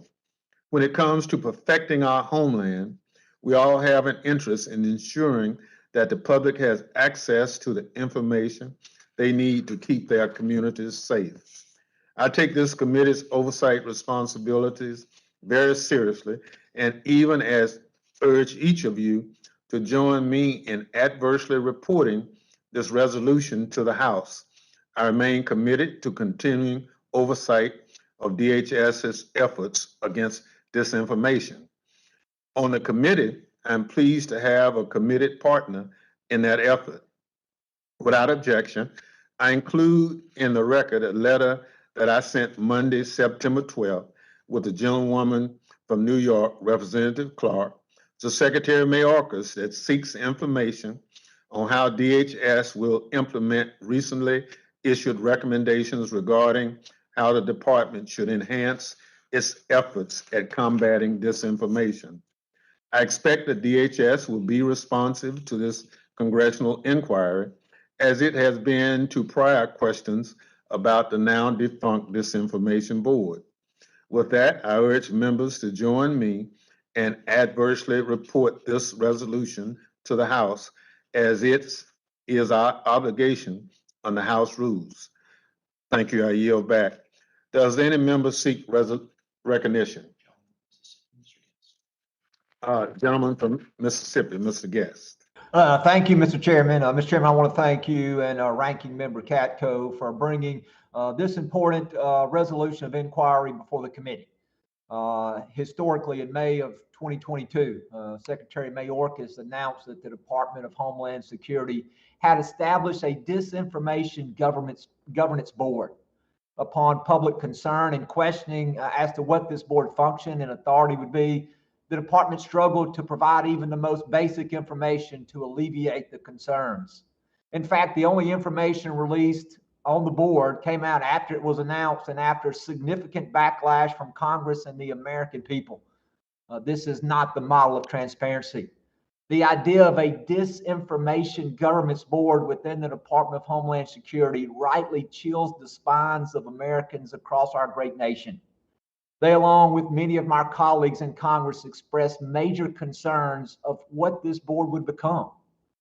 This is a blatant overreach of the Biden administration to suppress freedom of speech and dictate what is truth and what is fact.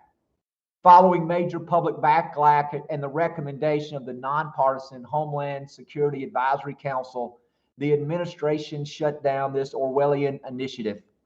While it's troubling that DHS was unable to provide basic information about the board, or that it hired a known partisan to serve as a director, the most alarming part of this was that the administration thought that this was a good idea in the first place.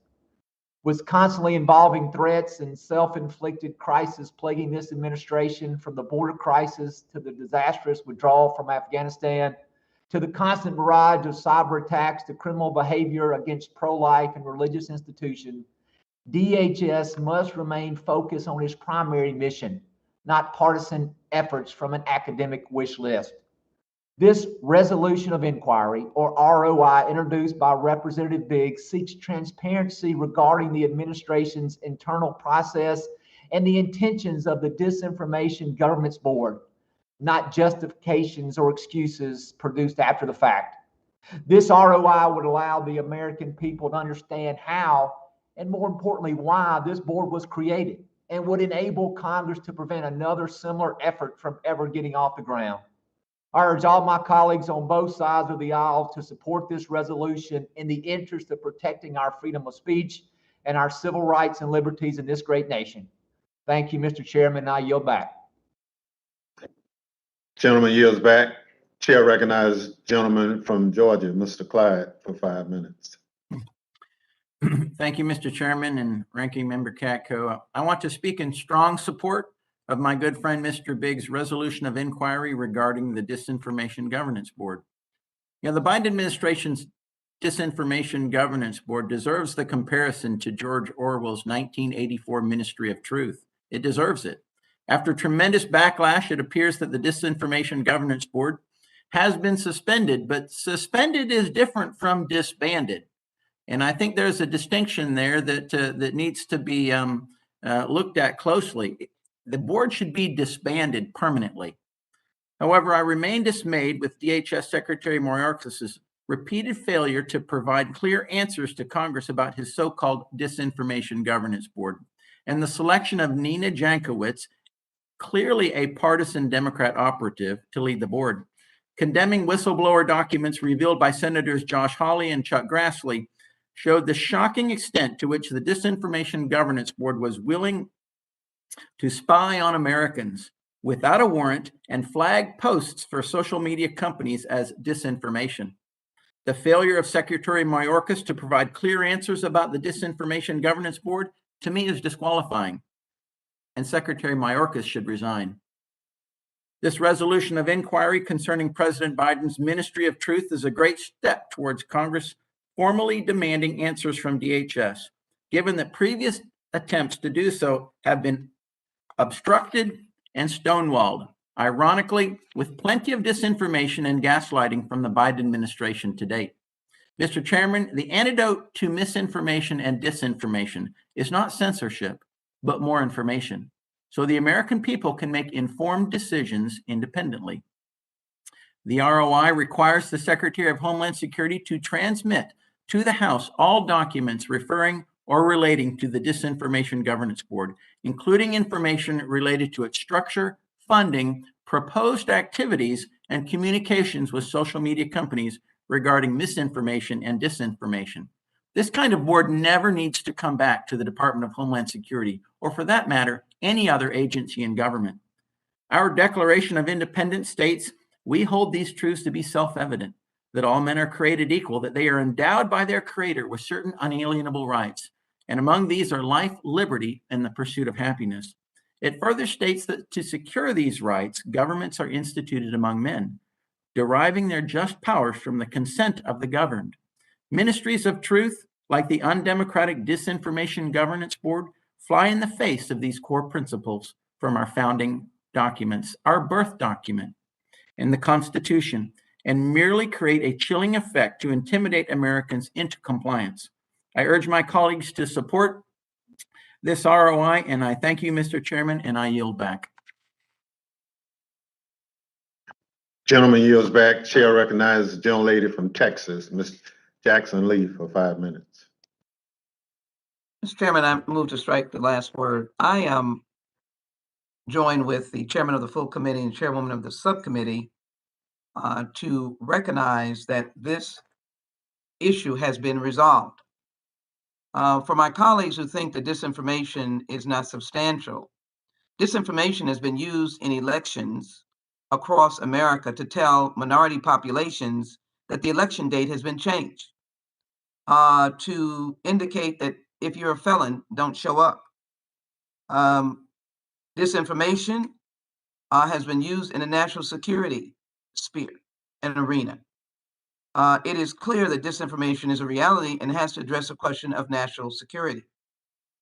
The intent of the Department of Homeland Security, by the name of the Governance Board, was to be protective of the American people. But I do yield to the consternation that was shown about whether or not civil rights, civil liberties were being invaded. I believe strongly in the protection of civil liberties and civil rights. And it was through that consternation that, unlike other years when administrations would not listen, Secretary Markup under the Biden administration paused the board pending a Homeland Security Advisory Council review on how to address the disinformation. And in July, that council advised that the board was unnecessary. Done. Answer is over. This inquiry is irrelevant. It is dated. It is muted. In August, the Homeland Security Advisory Council issued a report making multiple recommendations to improve coordination, transparency, and civil liberties protections associated with DHS disinformation activities. It was only to provide for increased national security that our Homeland Security decided to try to move forward on this idea. And so I want to suggest this inquiry is muted, dated, unnecessary. It's been dismantled officially, and our chairman and subcommittee chair have written a letter seeking information about plans to implement the advisory council's recommendation. But we cannot even suggest that disinformation is not real. We cannot even suggest that it is not real. And so the very fact that one would suggest that it is unimportant is in fact false. Disinformation was carried on January 6th. Disinformation continues with the elected persons who deny that there is a legitimate election in 2020 and that President Biden and Vice President Harris are legitimate members, duly elected president and vice president. That disinformation continues, and that is a threat to national security. And it's a threat to election officers who deny that denial, meaning that they know that there was a legitimate election that elected the president and vice president. So, Mr. Chairman, I respect members' ability to offer legislation and, of course, a motion of inquiry directing the Secretary of Homeland Security to act. I respect the oversight that is necessary by this committee. But I would ask my colleagues to reject this offer and to send it unfavorably to the floor. With that, I yield back, Mr. Chairman. Gentlelady yields back. There's no further. Thank you. There's no further debate. I move the committee adversely report the resolution to the House. Those in favor say aye. Aye. Those opposed say nay. No. No. Without objection, the ayes have it. Mr. Chairman, can we have a recorded vote, please? A recorded vote is requested pursuant to Committee Rule 7C. Further proceeding on this question is postponed. Pursuant to notice, I now call up House Resolution 1328. The resolution was circulated in advance and printed copies are available. The clerk shall designate the resolution. H.Res. 1328, requesting the President and directing the Secretary of Homeland Security to transmit to the House of Representatives copies of all documents in their possession referring or relating to certain aspects of border policies of the United States. Without objection, the first reading of the resolution is dispensed with, and the resolution is considered read and open to amendment at any point. I now recognize myself for 5 minutes on the resolution. The introduction of this unnecessary resolution implies that the department is withholding critical information from Congress. This is not the case.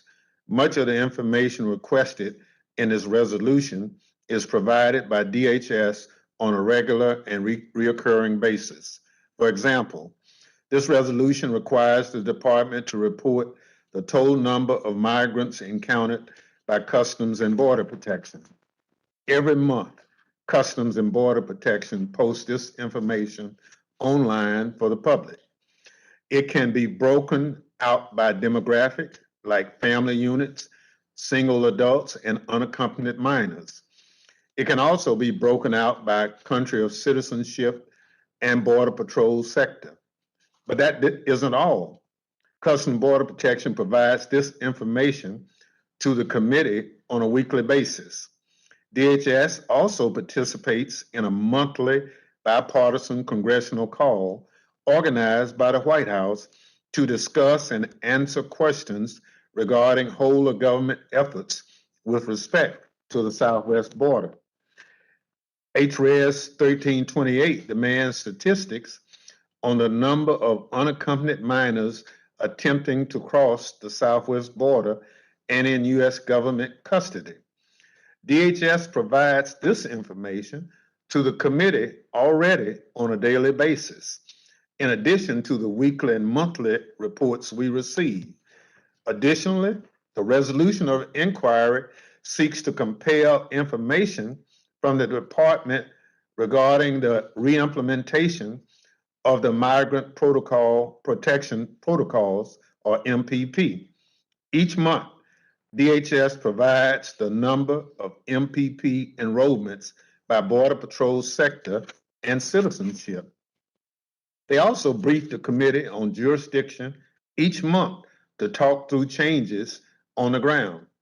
As we know, last month, DHS terminated the MPP program following the U.S. District Court's decision to lift the injunction requiring implementation of the program. Even with the change, the department has not stopped providing Congress with MPP data. Looking ahead, these standing monthly calls are sure to be an important source of information as the committee tracks DHS's progress winding down MPP. Lastly, this resolution seeks information from ICE that is duplicative of what is already provided. Specifically, it demands information about the total amount of migrants attending ICE check-ins, as well as the number of unaccompanied children ICE transport to HHS custody. ICE already provides this information to the committee on a weekly basis. Further, much of the remaining information sought pursuant to the resolution has already been provided to the committee by DHS in hearings and member briefings. They include hearings and briefings covering the identification required for migrants passing through domestic airports, threat assessments of transnational criminal organizations, COVID-19 testing protocols for individuals arriving at the southwest land border. Finally, I note that in the few instances where information sought in the resolution is not provided by DHS in the regular course of communicating with Congress and the public, DHS is responsive to committee's requests for such data and briefings. We do not need a resolution of inquiry to get border information from DHS. We need only pick up the phone or send off a written request for information or a briefing. For all these reasons, H.R. 1328 is entirely unnecessary, and I urge my colleagues to vote adversely, report it to the House. I yield back.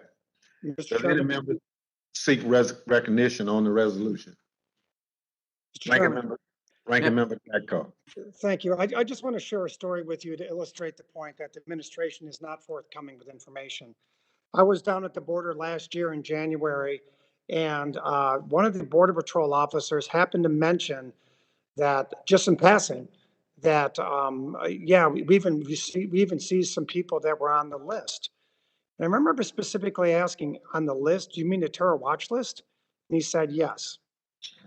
It took us a year to finally convince Homeland Security to give us that information.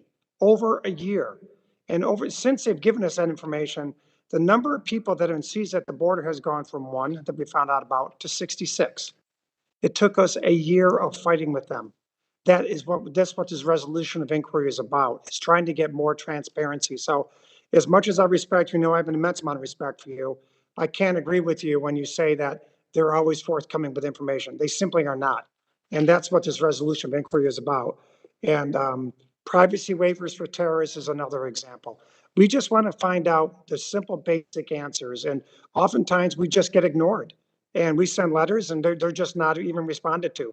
And I just think that this resolution of inquiry is a very reasonable thing, given the crisis at the border. And I certainly don't uh, uh, want my colleagues to engage in fishing expeditions, but something as elemental as saying, how many terrorists, how many people on the terror watch list have you seized at the border? And they don't give us that information. That's the kind of basic stuff I think the American people want us to pursue. And that's all we're talking about here, sir. And with that, I yield back. Ranking member yields back. Chair recognizes the lady from Texas, Ms. Jackson Lee, for 5 minutes.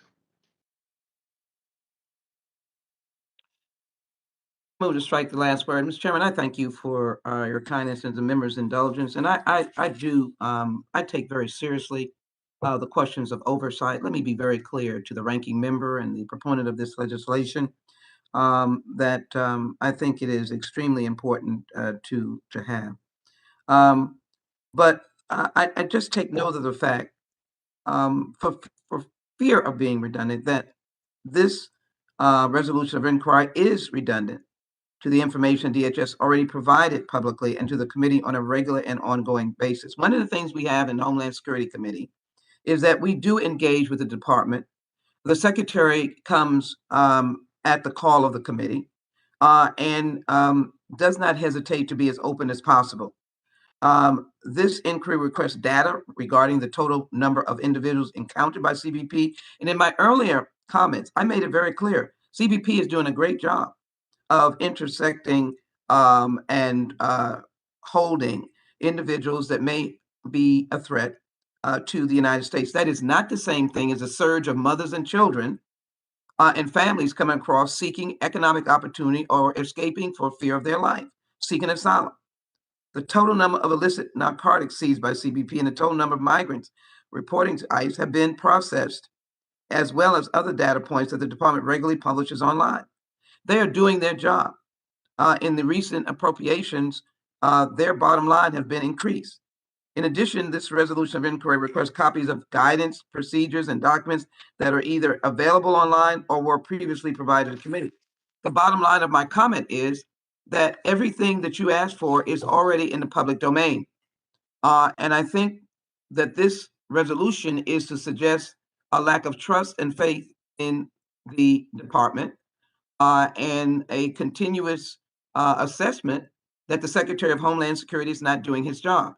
The Biden administration is doing their job. The Secretary of Homeland Security is doing his job. And I've often heard him say how privileged he is as an immigrant to have this honor of leadership and that he would do nothing to undermine this country's national security. I've even heard emotion in his voice. And so the idea of this resolution may look as if we're engaging in oversight, but it's hard to engage in oversight for redundant materials, materials that are already publicly out.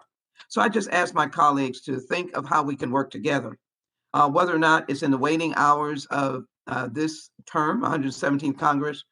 I hope that we might be able to miraculously move some aspect of immigration reform, some aspect. I didn't say the mountain, but maybe the molehill, or maybe a hill, because that is what is going to help us secure the border, ascertain whether persons are terrorists trying to do harm, or dealing with the persons who are coming seeking mercy, merciful children, sacrificing, basically going into dangerous conditions just to reach the shores. Yes, we have to fix it, but we need to fix it with comprehensive immigration reform. With that, Mr. Chairman, I oppose the underlying resolution. I yield back.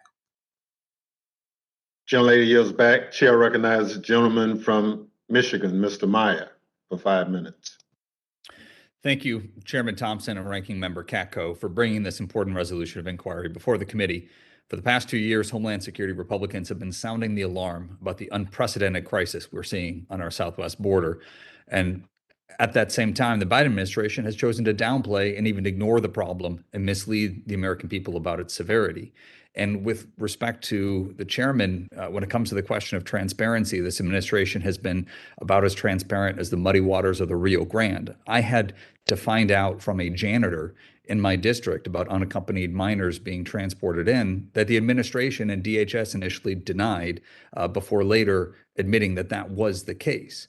So just this past weekend, we've seen similar amounts of deflection when Vice President Harris went on national television claiming the border is secure and doubling down on that when challenged. This committee has also repeatedly heard the same dishonest assertion directly from Secretary Mayorkas himself. For the vice president, who is publicly tasked with addressing the unprecedented flows of migrants to the southern border, this level of disconnect between rhetoric and reality is both disappointing and alarming. Unlike the president and the vice president, Republican members of this committee have made repeated trips to the border to see these problems firsthand and speak directly with frontline law enforcement. The morale of our CBP and Border Patrol agents is understandably low as a result of the administration's approach to this crisis. The vice president and others have ignored the assessment of frontline agents at every opportunity, but also have not hesitated to vilify those same agents in Del Rio last year who were simply trying to do the impossible job they were given because of the consequences of this administration's policies. The United States continues to experience historic levels of migrant encounters and deadly narcotics crossing the border. And since President Biden came into office, nearly 3.4 million migrant encounters at the southwest border, with an additional 900,000 known getaways who had evaded Border Patrol agents. CBP has seized enough fentanyl this year to kill almost 2.4 billion individuals, over 7 times the U.S. population. There's no denying the blatant threat the crises at the border pose to Homeland Security and has been a major focus of my tenure in Congress. So I'm honored to take up the mantle on this issue once again today.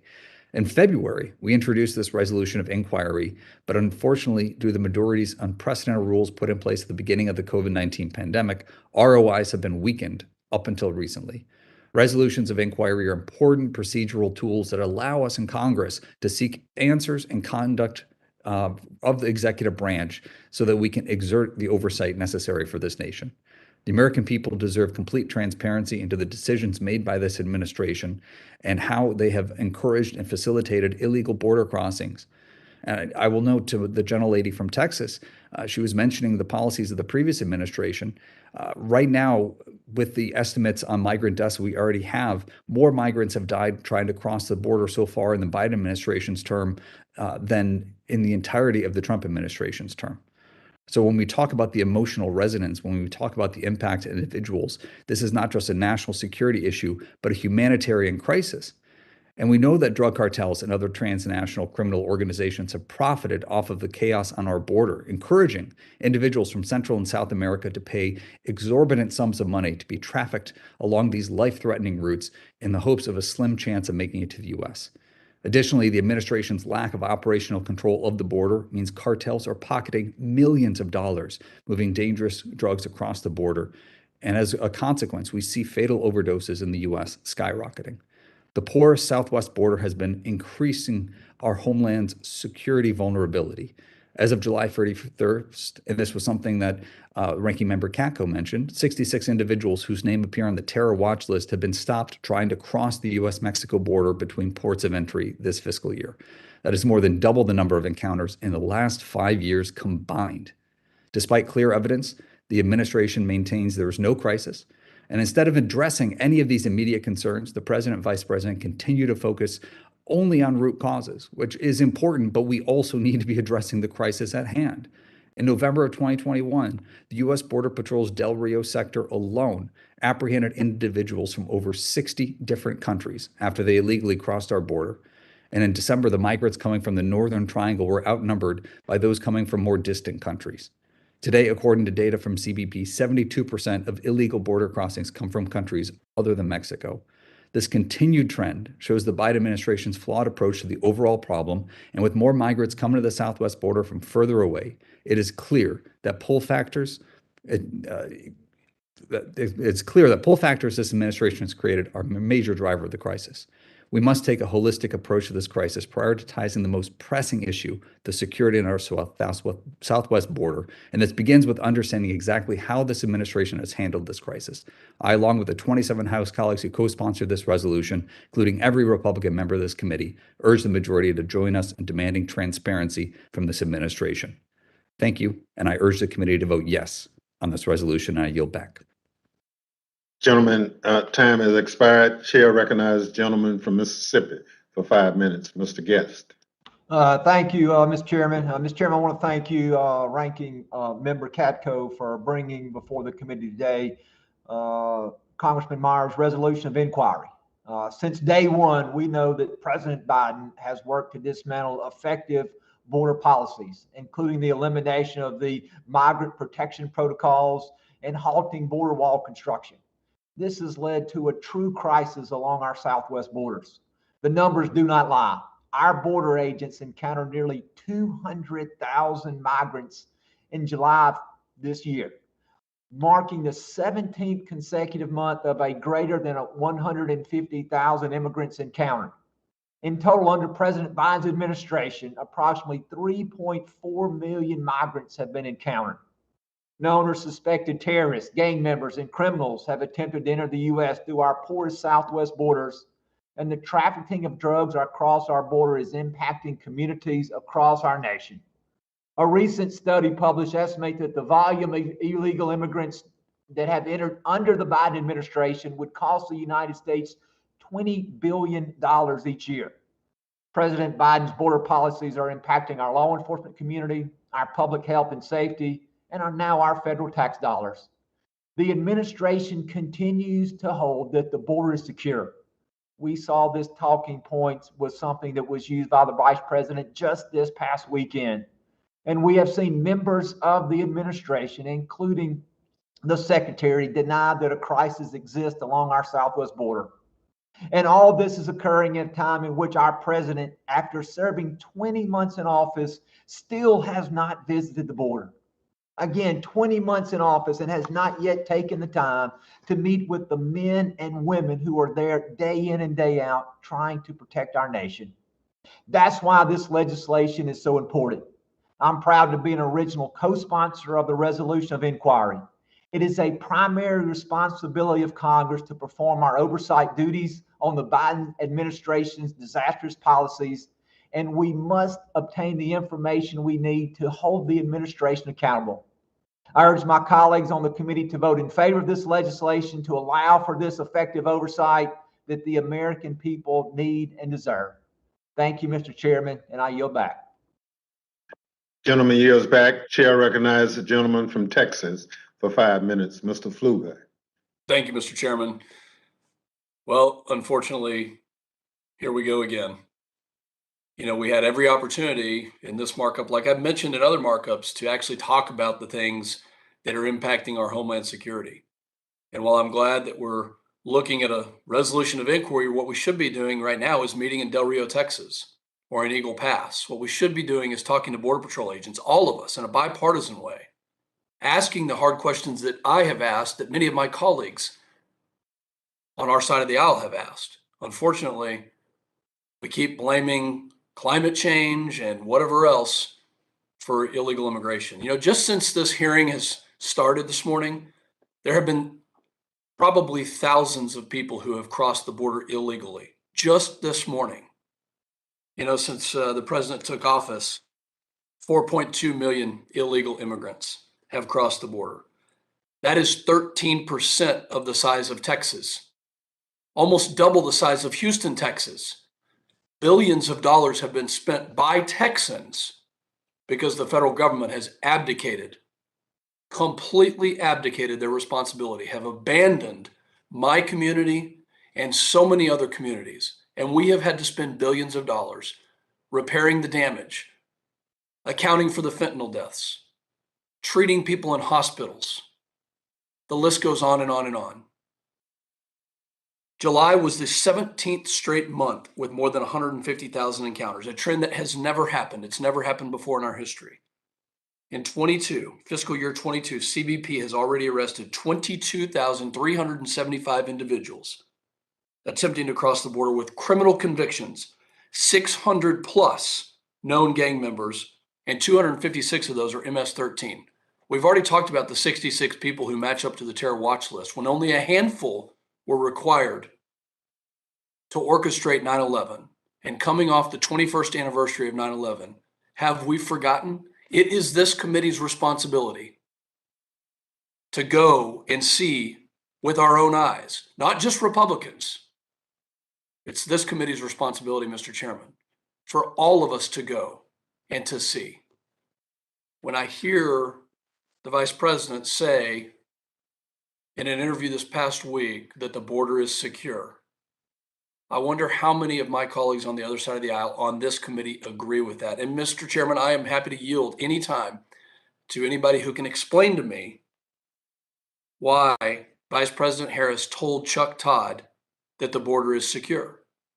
We know that that's false. To the Vice President's credit, I think it keeps in line with the narrative that continues, the narrative that says that all of America's woes will be blamed on right-wing or semi-fascist members of Congress. Completely false. I'd like to take this committee to Val Verde County. I'd like to take this committee to Eagle Pass. I'd like to take this committee to the Rio Grande Valley, to talk to the farmers and the ranchers, to talk to the local populations, to hear business owners and community members and school principals, hospital administrators, police officers and sheriff's departments talking about what the Biden administration's policies and lack of political will have done to their communities. If you spent 30 minutes talking about it, we would not be having another markup that didn't address border security. We would absolutely be addressing it. We would be looking at the root causes. We would be understanding why it's so important that this committee do its job. And I've said it before, but the American public is demanding answers. The American public deserves for us to have that hearing and to talk to those agents and to understand why 100,000 people have died from fentanyl, to talk to the families and the parents. And it was suggested that kids are being separated, or in a previous administration, nonsense. Last year in my district, over 700 unaccompanied minors were put into a camp. And the reason they were is because they're being separated by the cartels, by the people who are trafficking them and profiting to the tune of billions of dollars. That is who is separating them. But they're incentivized by Biden's policies. They're incentivized by the lack of political will to secure our border, the most important thing. And instead, we're talking about climate change. We need to wake up and do our jobs, and we need to secure our border. I yield back. Gentleman yields back.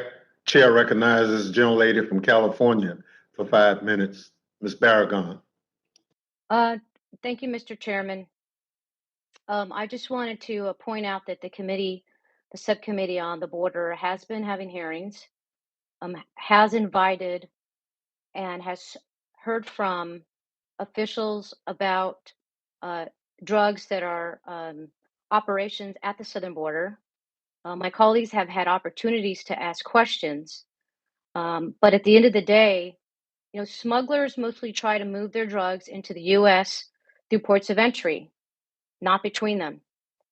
Since fiscal year 2019, more than 90% of hard drugs such as fentanyl, heroin, and others have been seized at ports of entry. In addition, seizures of fentanyl rose while travel restrictions at the land borders were still in place, indicating that most drugs are smuggled by those with valid travel documents. I'm going to say that again. Most drugs are smuggled by those with a valid travel documents, usually concealed in commercial traffic or passenger vehicles. These seizures show that CBP is doing its job to prevent drugs from entering the country.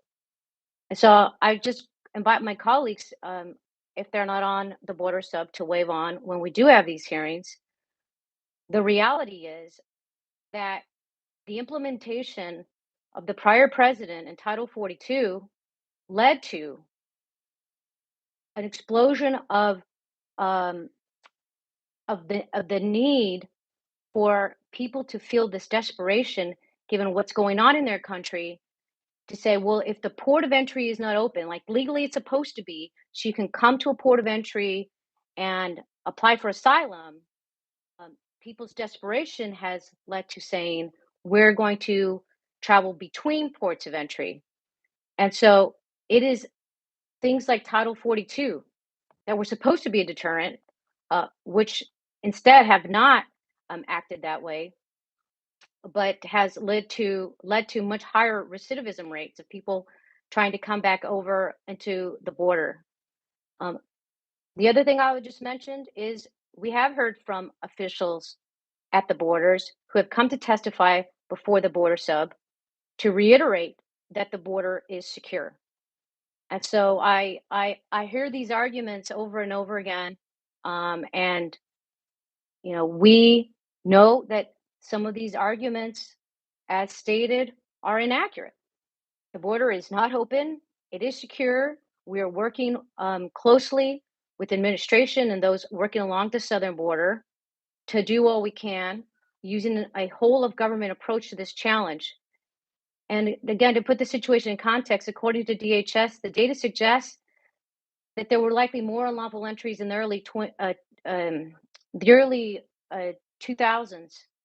Since that time, advancements in detention technology have allowed CBP to interdict more migrants who crossed between ports of entry than was possible than back in that time.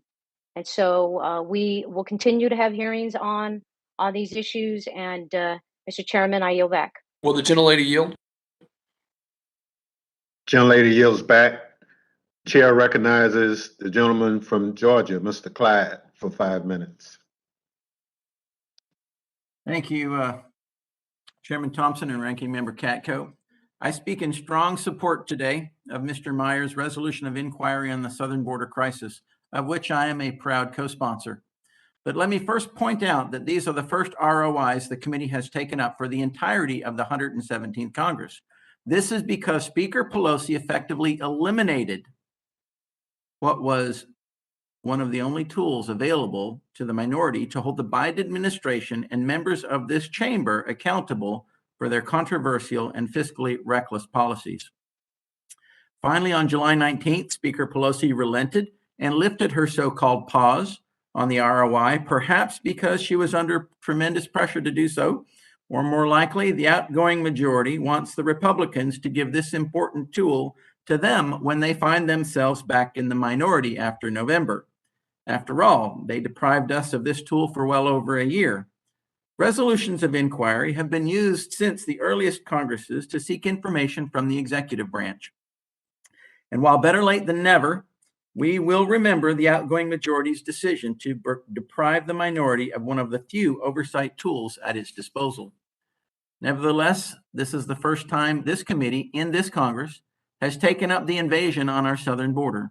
That means this is the first time our committee is even discussing the nearly 3.4 million confirmed illegal alien encounters at the southern border, promoted by DHS's misguided policies. And that's not even talking about the approximately 1 million plus known gotaways.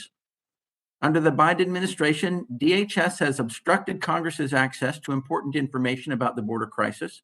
They've also impeded the American people's access to critical information, including the number of known or suspected terrorists encountered at the southern border, claiming the border is secure. Really? The border is secure? Just think about it. We've had literally a million known gotaways, plus all of the unknown gotaways, and we talk about fentanyl coming through the legal ports of entry. Fentanyl is coming through the known and unknown gotaways. That is not a secure border. And for anyone to say that we have a secure border, that's being dishonest with the American people. As fentanyl continues to stream across our border, seemingly uninhibited, along with all the evil of human trafficking, rape, murder, and unconscionable humanitarian conditions, I encourage the majority to support this ROI as a good first step in demanding action, protecting our sovereignty, national security, and holding the Biden administration accountable for aiding and abetting drug smugglers, criminals, and terrorists streaming across the southern border. And with what time I have left, if Mr. Pfluger would like some additional time, I am happy to yield to him.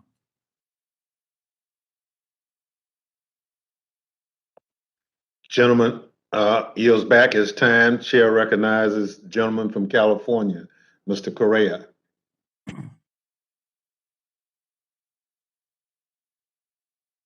Thank you, Mr. Chairman. Just wanted to add a couple of points. Hear my colleagues into the side of the aisle, and I think some of their facts are probably correct, but it's not the whole picture. We call it the border crisis, and I want to talk a little history here. Border crisis, if you want to call it that, has gone back for about 60 years. The only time we look at the border, we look south of the border, is when you see smoke. By that time, ladies and gentlemen, you've got a fire in your hands.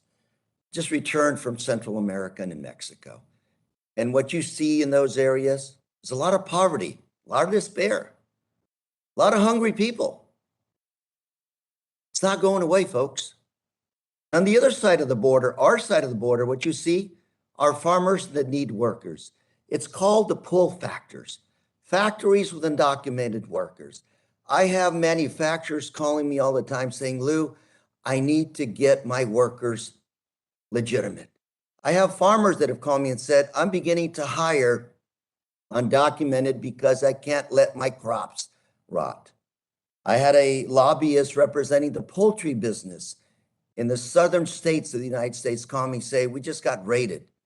400 of our poultry workers in our processing plant just got deported. The whole county is now at a standstill. And what I'm trying to say, ladies and gentlemen, is we have an issue, an immigration issue that needs to be fixed. Okay? You want to talk about drugs? Absolutely, we have a lot of challenges with drugs. I grew up in the 60s. The drug choice then was heroin. Then we moved to cocaine. Then we moved to crack cocaine. Now it's fentanyl. You talk about fentanyl pouring across the borders. Well, the issue isn't the fentanyl. The issue is our demand here for drugs, folks. You shut off the southern border, 98% of our cargo, 98% of our cargo comes across those ports of entry uninspected.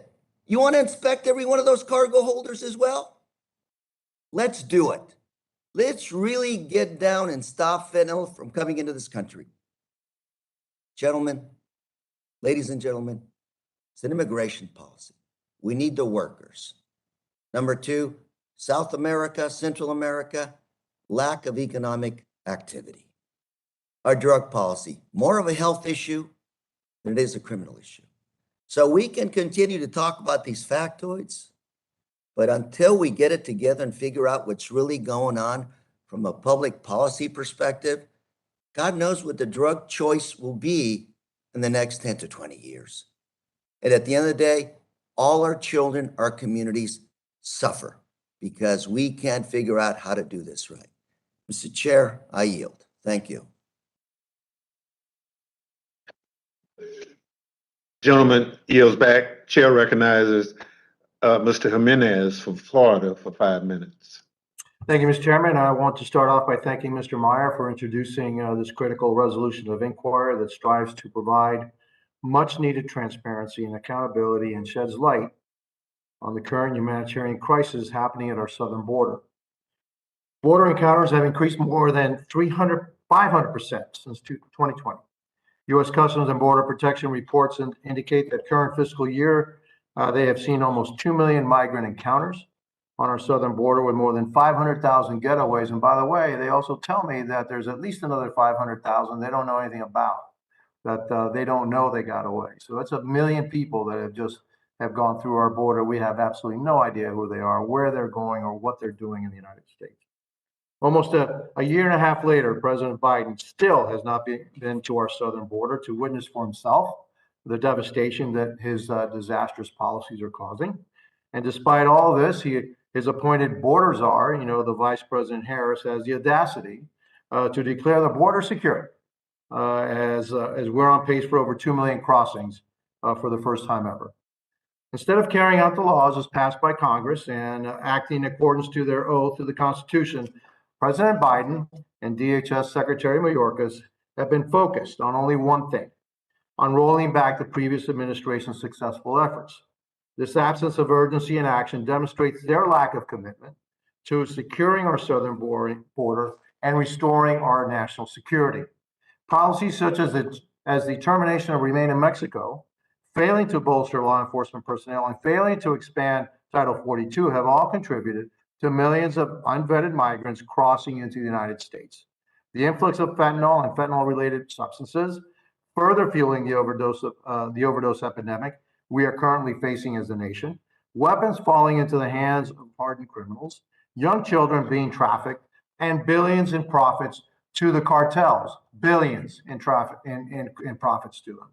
This administration has proven time and time again they are not committed to protecting our southern and maritime borders, as well as the lives of Americans who reside along them. In fact, their actions indicate a willful disregard for the security of America and Americans. DHS and current administration officials have not only abandoned their commitment to protecting Americans, but they have also failed to be transparent with the American people and Congress.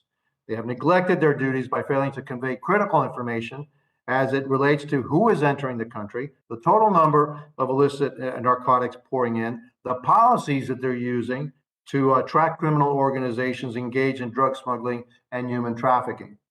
This has made every community across America a border community, including mine in Miami, negatively impacted by the crisis right here on the southern border.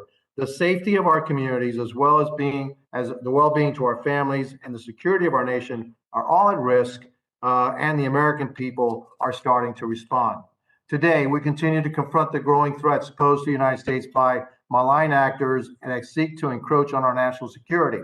We have an important duty to acknowledge and put forth sensible policy and sensible policy measures that will provide the necessary transparency to craft a coherent border policy. Policy that is bold, that is strong, and puts the safety of American lives first. Policy that grants our hardworking Customs and Border Protection agents and our local law enforcement agents the resources they need to keep our families and our communities safe by stopping any drugs and illegal weapons from being smuggled into the country. The lives of hundreds of thousands of Americans depend on these policies. And by the way, I just looked it up. We lost 300,000 people in all of World War II. 300,000 Americans lost their lives during World War II.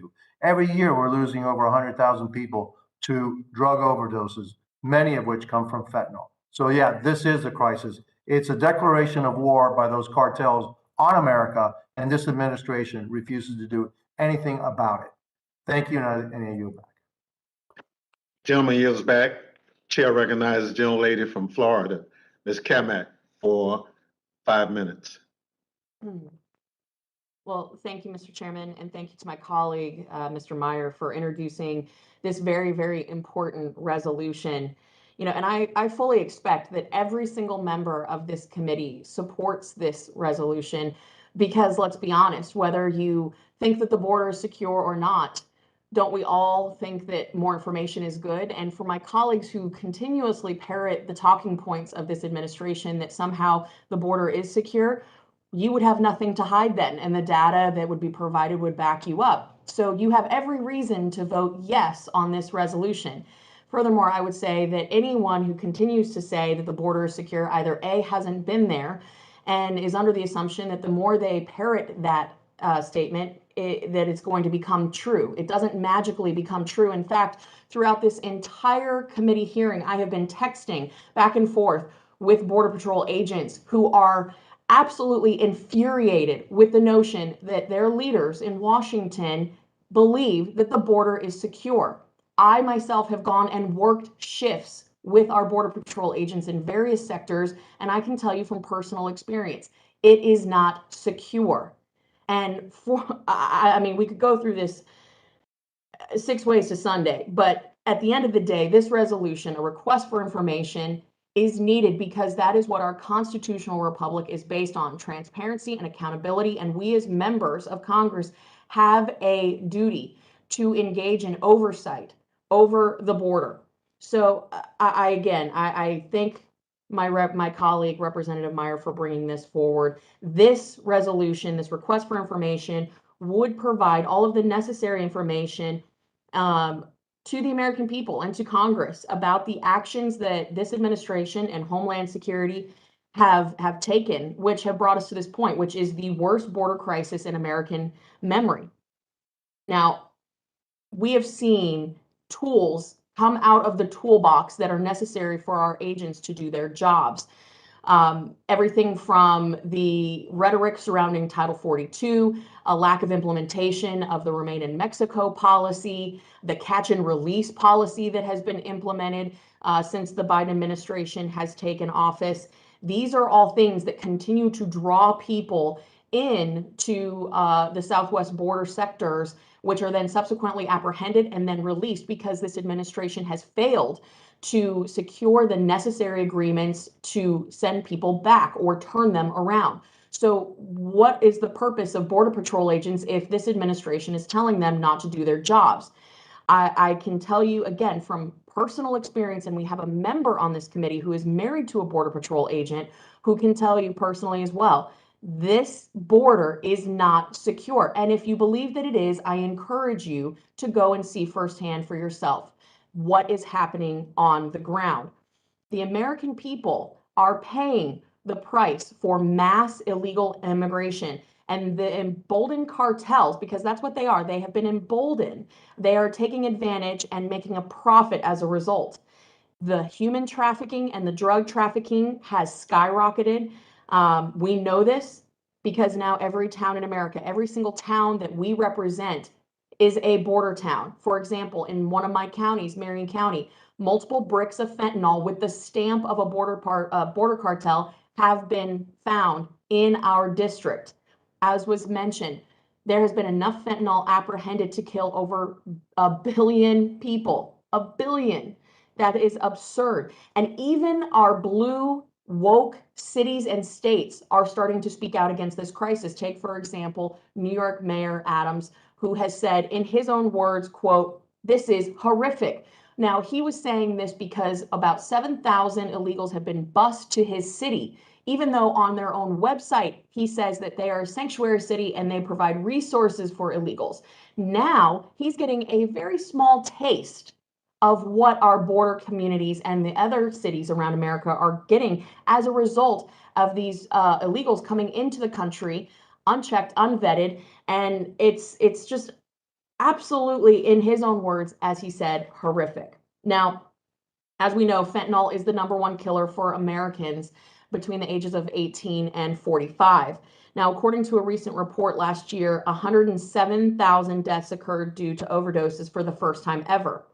For synthetic opioids, largely fentanyl, that number was 71,200. Now, we know that the majority of fentanyl is being trafficked and distributed through communities all around America, and it's coming from the southwest border. We have a responsibility to get this information, to do our jobs, which is why I urge all of my colleagues to vote yes. If you have nothing to hide, vote yes. This time has And with that, I expired. yield back. Chair recognizes gentlelady from Iowa for 5 minutes, Ms. Miller Meeks.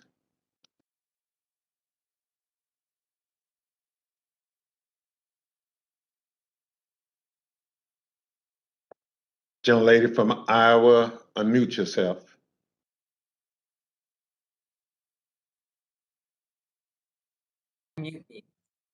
There we go. Thank you. Thank you, Mr. Chair.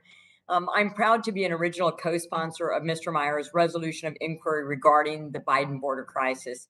The crisis on our southwest border is not going away, no matter how long this administration chooses to ignore it. President Biden's policies have made every state a border state. The Biden administration has shown us that they are not interested in or capable of securing the U.S.-Mexico border and keeping Americans safe. Every day, we see record high numbers of illegal crossing, and our law enforcement officers are overwhelmed.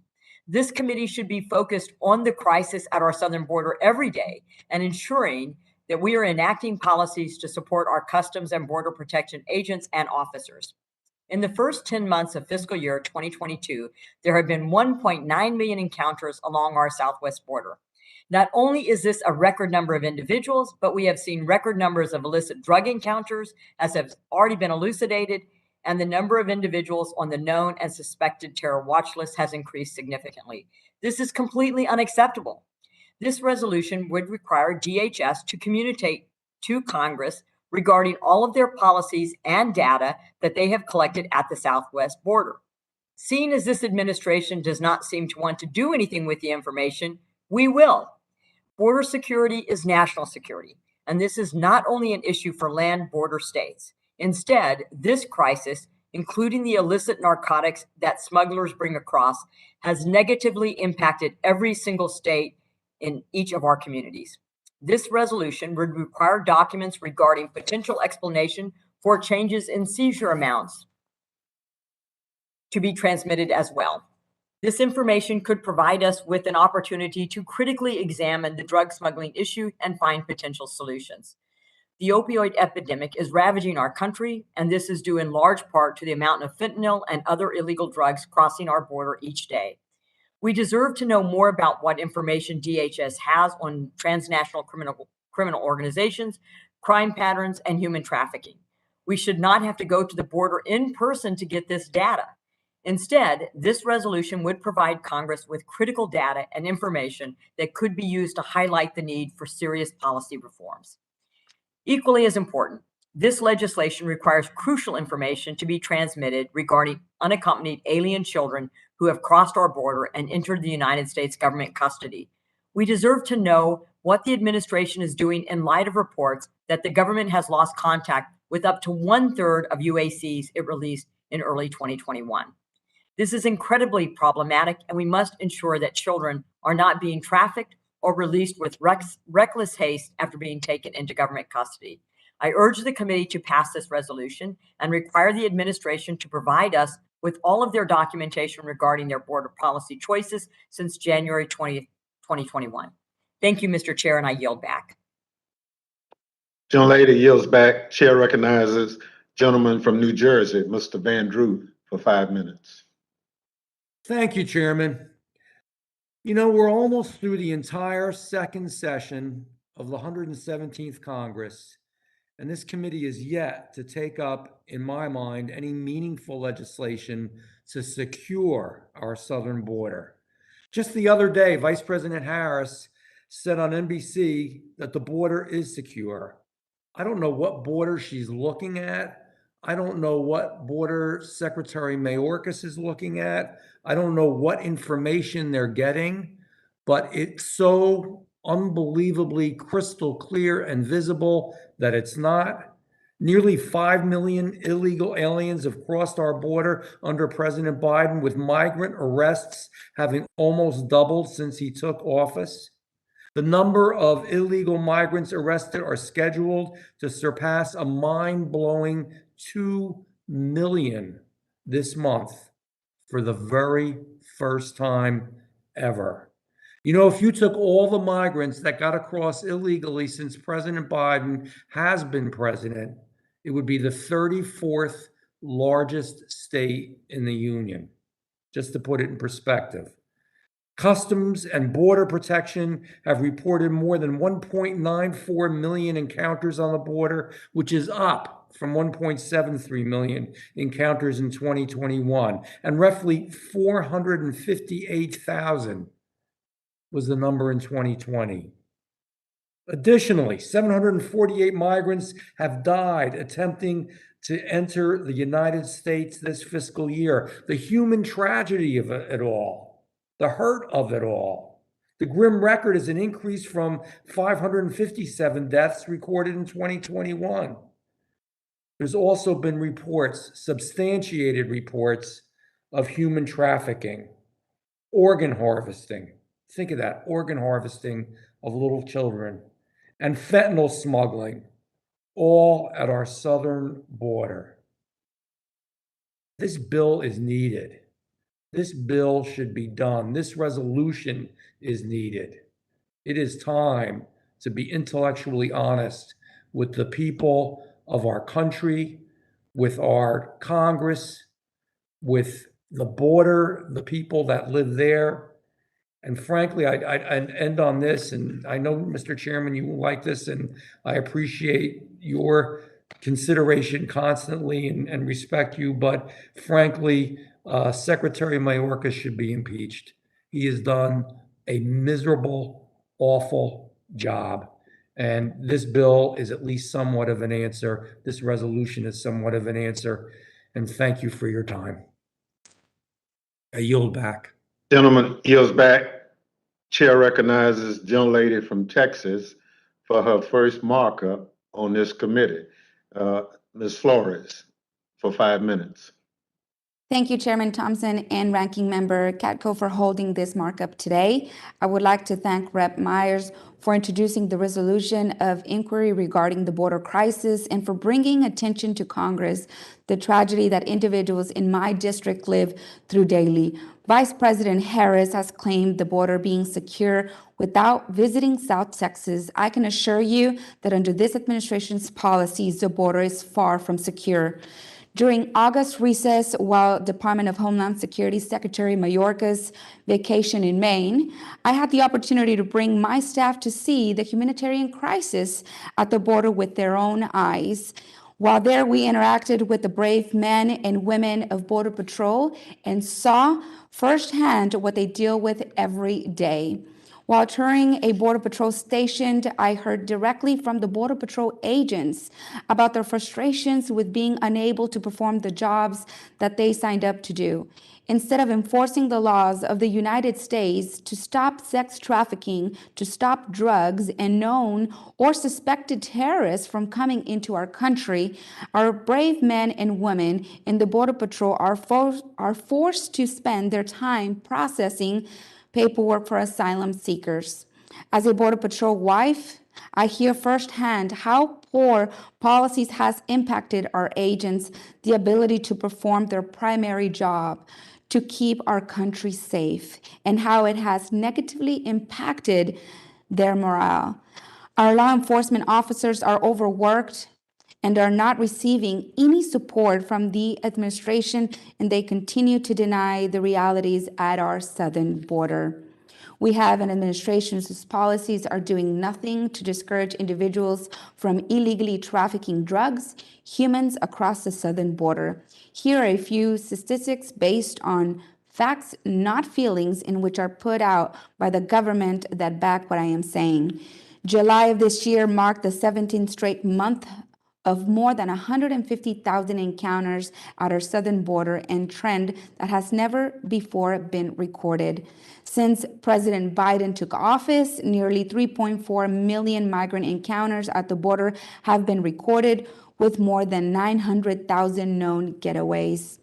In the fiscal year 2022, Customs and Border Patrol has already arrested 23,264 individuals attempting to cross the border with criminal convictions and 627 known gang members, including 256 of MS-13 and 66 individuals whose names appear on the terror watch list of the ones caught. In July of 2022 alone, Customs and Border Patrol seized 51,802 pounds of drugs. This includes an 8% increase in heroin seizures and a 203% increase in fentanyl seizures from June 2022 to July 2022. In the last month alone, 2,100 pounds of fentanyl were seized, which is the highest in the last 4 years. Our country is being poisoned. It is the federal government's responsibility to ensure our nation's borders are secure. Unfortunately, under the Biden administration, the Department of Homeland Security has significantly delayed the release of important information about the border crisis to Congress and the American people.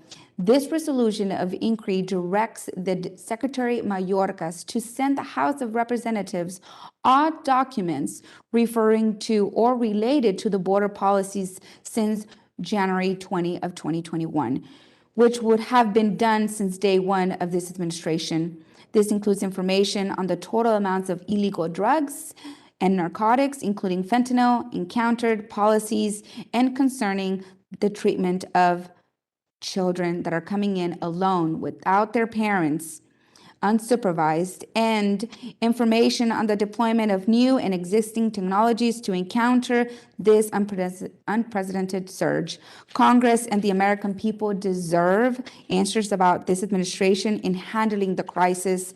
So my colleagues on the committee, I encourage you, as a Border Patrol wife, as someone who lives in South Texas and sees this on a daily basis, to pass this resolution of the inquiry and to visit me at our nation's southern border so I can show you just how bad the problem is and how it has become, and it will mean a lot to our country's future.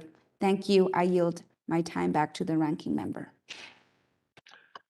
Gentlelady yields back. Chair recognizes gentlelady from Tennessee for 5 minutes, Ms. Harshbarger.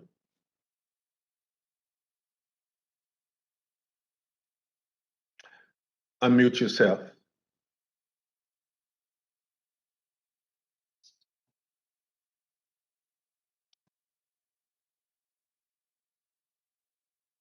Still not coming through.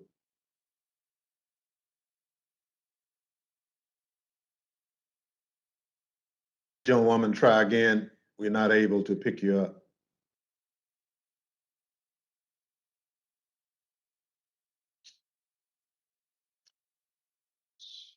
No, I'm sorry, we're not able to hear you.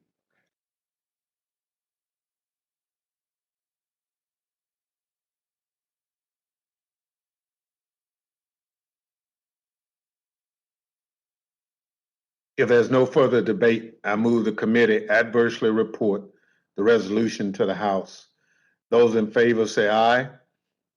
Aye. Those opposed say no. No. No. In the opinion of the chairs, the ayes have it, and the motion Mr. is Chairman, may we have a recorded vote, please? a recorded vote is requested pursuant to Committee Rule 7C. Further proceedings on this question are postponed.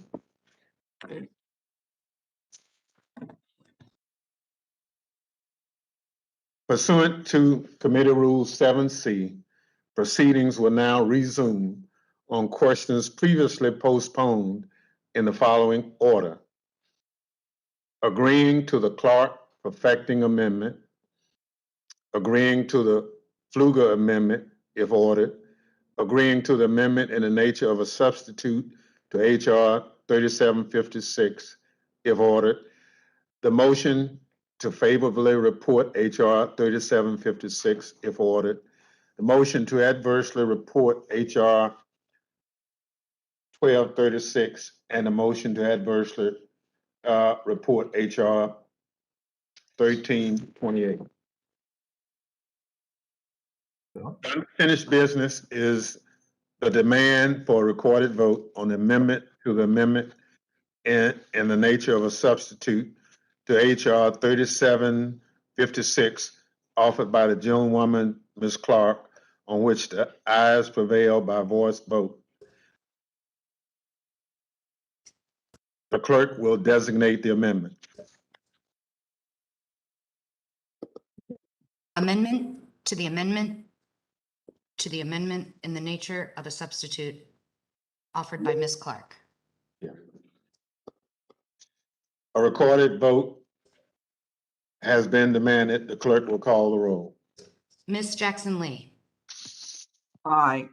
Ms. Yes. Jackson Lee votes aye. Mr. Langevin. Aye. Mr. Langevin votes aye. Mr. Payne. Yes. Mr. Payne votes yes. Mr. Correa.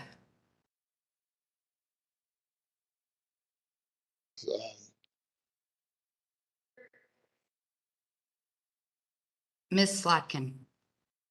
No. Ms. Slotkin votes no. Mr. Cleaver.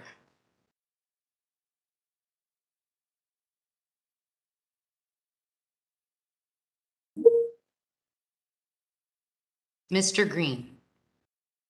Green votes yay. Mr. Green votes yay. Ms. Clark. Ms. Clark of New York? votes yes. Ms. Clark votes yes. Mr. Swalwell.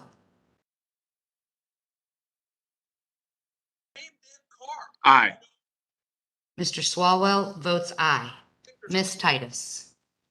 Titus votes aye. Ms. Titus votes aye. Mrs. Watson Coleman. Aye. Mrs. Watson Coleman votes aye. Ms. Rice. Rice votes aye. Ms. Rice votes aye. Mrs. Demings. Aye.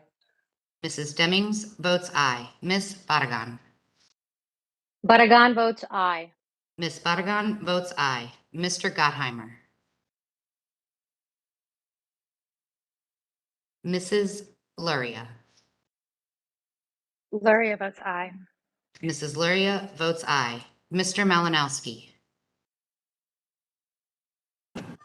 Aye. Mr. Malinowski votes aye. Mr. Torres.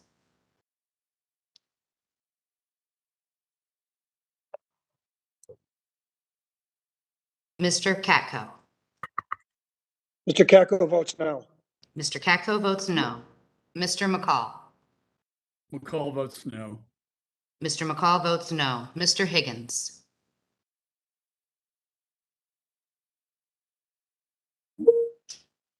Mr. Guest. Guest votes no.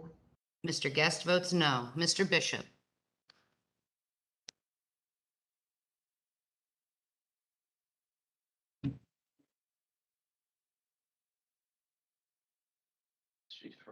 Mr. Van Drew.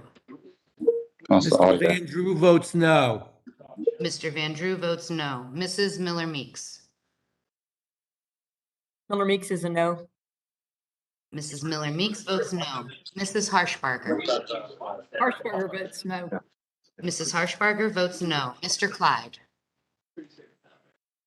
Mr. Clyde votes no. Mr. Clyde votes no. Mr. Jimenez. Jimenez votes Mr. Jimenez. Jimenez votes no. Mr. Jimenez votes no. Mr. LaTurner.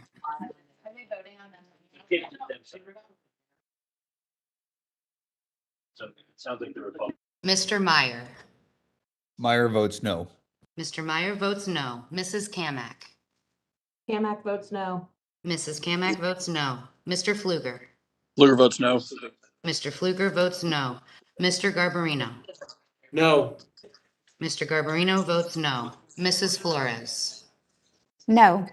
Mrs. Flores votes no. Mr. Correa. Correa votes no. Correa votes aye. Mr. Correa votes aye. Mr. Cleaver. Votes aye. Mr. Cleaver votes aye.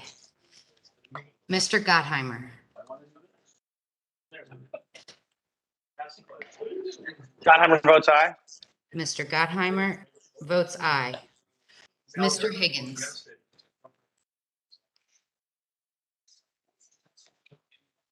No real like to do. Mr. Bishop. No. Mr. Bishop votes no. Mr. LaTurner. No. Mr. LaTurner votes no. This is Mr. Payne. How am I recorded?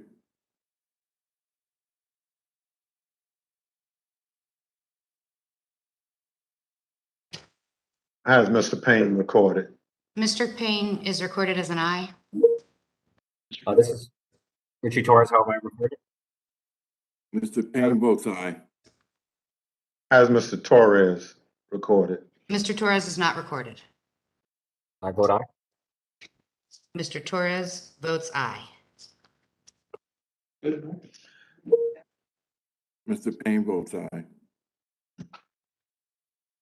Is there any other member wishing to vote or wishing to change his or her vote? Has the chair recorded? You are not recorded.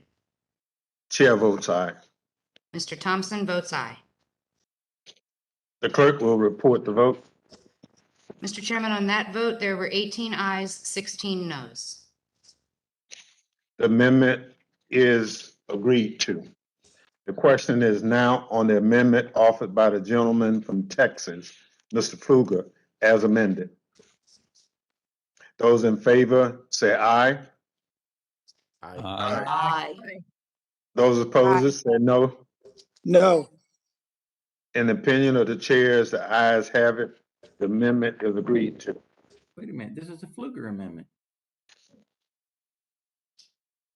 A recorded vote. Yeah. Is that? There are no further amendments listed on the roster. Are there any further amendments to the measure? If not, the question on agreeing to the amendment in the nature of a substitute to HR 3756 as amended. Those in favor say aye. Aye. Aye. Those opposed say no. No. No. Chairs, the ayes have it, and the amendment in the nature of a substitute is agreed to. The question now occurs on reporting the bill, HR 3756, as amended to the House with a favorable recommendation. Those in favor say aye. Aye. Aye. Those opposed say no. No. No. In the opinion of the chairs, the ayes have it, and the Mr. motion Chairman, can we have a is recorded vote, agreed please? to. A recorded vote has been demanded. Clerk will call the roll. Miss Jackson Lee. Aye. Miss Jackson Lee votes aye. Mr. Langevin. Aye. Mr. Langevin votes aye. Mr. Payne. Aye. Mr. Payne votes aye. Mr. Correa. Aye. Mr. Correa votes aye. Miss Slotkin. No. Miss Slotkin votes no. Mr. Cleaver. Aye. Mr. Cleaver votes aye. Mr. Green. Green votes yay. Mr. Green votes yay. Miss Clark. Ms. Clark votes aye. Miss Clark votes aye. Mr. Swalwell. Aye. Swalwell votes aye. Mr. Swalwell votes aye. Miss Titus. Titus votes aye. Miss Titus votes aye. Mrs. Watson Coleman. Aye. Mrs. Watson Coleman votes aye. Miss Rice. Rice votes aye. Miss Rice votes aye. Mrs. Demmings.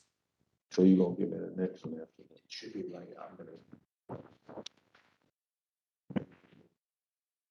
Miss Aye. Fadigan. Miss Demming votes aye. Miss Fadigan. Barragan votes aye.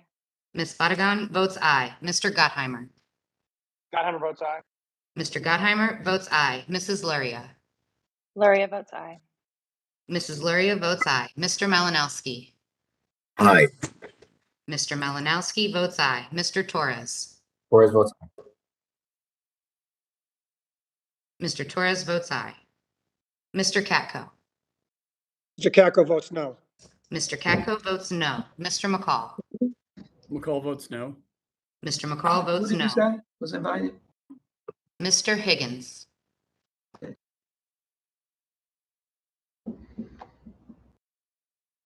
Mr. Guest. Guest votes no. Mr. Guest votes no. Mr. Bishop.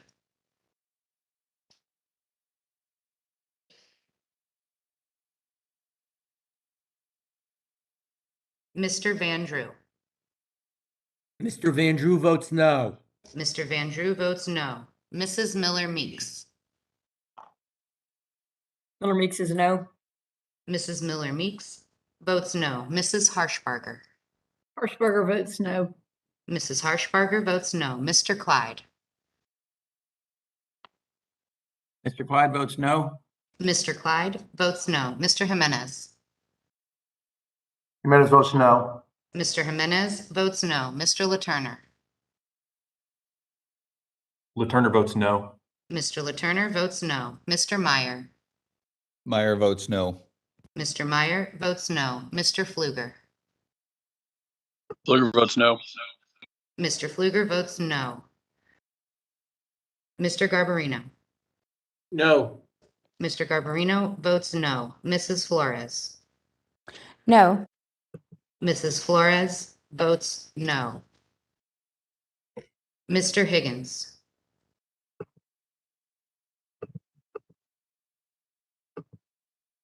Mr. Bishop. Miss Kamak. No. Miss Kamak votes no.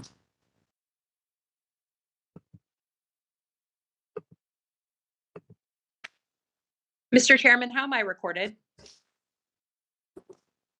Clerk, uh, clerk will, What was the answer? You can't hear if you're online. You can't hear. we can hear you, Ms. Jackson Lee. How's Ms. Slotkin recorded? Ms. Slotkin is recorded as a no. I'd like to change my vote to yes. I apologize. Ms. Slotkin votes yes. Is there any other member wishing to vote or wishing to change his or her vote? How's the chair recorded? You are not recorded. Chair votes aye. Mr. Thompson votes aye. The clerk will report the vote. Mr. Thompson, on that vote, there were 19 yeas and 14 noes. The motion is agreed to. Without objection, a motion to reconsider is laid upon the table. The unfinished business is the demand for a recorded vote on the motion to adversely report the resolution HR 1236 on which the ayes prevail by voice vote. The clerk will redesignate the resolution. H.Res. 1236 of inquiry, directing the Secretary of Homeland Security to provide certain documents in his possession to the House of Representatives relating to the Disinformation Governance Board. A recorded vote has been demanded. The clerk will call the roll. Ms. Jackson Lee. Aye. Ms. Jackson Lee votes aye. Mr. Langevin. Aye. Mr. Langevin votes aye. Mr. Payne. Aye. Mr. Payne votes aye. Mr. Correa.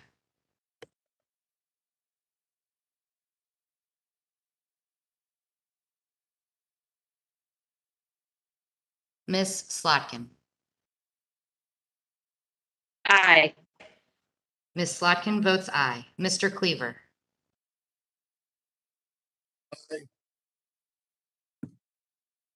Aye. Mr. Cleaver votes aye. Mr. Green. Green votes yay. Mr. Green votes yay. Ms. Clark. Ms. Clark of New York votes yay. Ms. Clark votes yay. Mr. Swalwell. Aye. Mr. Swalwell votes aye. Ms. Titus. Titus votes aye. Ms. Titus votes aye. Mrs. Watson Coleman. Yes. Mrs. Watson Coleman votes yes. Ms. Rice. Rice votes aye. Ms. Rice votes aye. Mrs. Demings.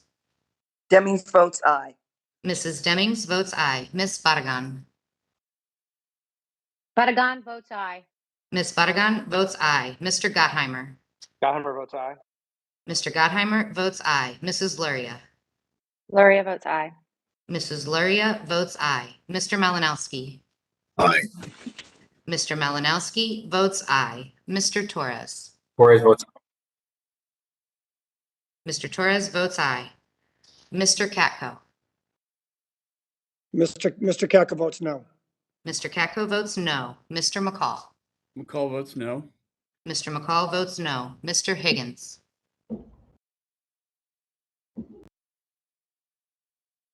Mr. Guest. Yes votes no. Mr. Guest votes no. Mr. Bishop. No. Mr. Bishop votes no. Mr. Van Drew. Mr. Van Drew votes no. Mr. Van Drew votes no. Mrs. Miller Meeks. Miller Meeks, no. Mrs. Miller Meeks votes no. Mrs. Harshbarger. Harshbarger votes no. Mrs. Harshbarger votes no. Mr. Clyde. Mr. Clyde votes no to adversely reporting. Mr. Clyde votes no. Mr. Jimenez. Jimenez votes no. Mr. Jimenez votes no. Mr. LaTurner. LaTurner votes no. Mr. LaTurner votes no. Mr. Meyer. Meyer votes no. Mr. Meyer votes no. Mrs. Kamak. Kamak votes no. Mrs. Kamak votes no. Mr. Fluger. Fluger, no. Mr. Fluger votes no. Mr. Garbarino. No. Mr. Garbarino votes no. Mrs. Flores. No. Mrs. Flores votes no. Mr. Correa. Correa votes aye. Mr. Correa votes aye. Mr. Higgins.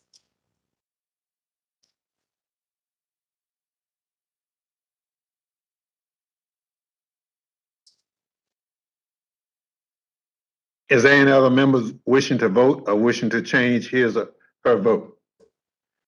Has the chair recorded? You are not recorded. Chair votes aye. Mr. Thompson votes aye. Clerk will report the vote. Chairman Thompson, on that vote, there were 19 yeas and 15 noes. The motion is agreed to without objection. The motion to reconsider is laid on the table. The unfinished business is the demand for a recorded vote on the motion to adversely report the resolution H.Res 1328, on which the ayes prevail by voice vote. The clerk will redesignate the resolution. H.Res. 1328, requesting the President and directing the Secretary of Homeland Security to transmit to the House of Representatives copies of all documents in their possession referring or relating to certain aspects of border policies of the United States.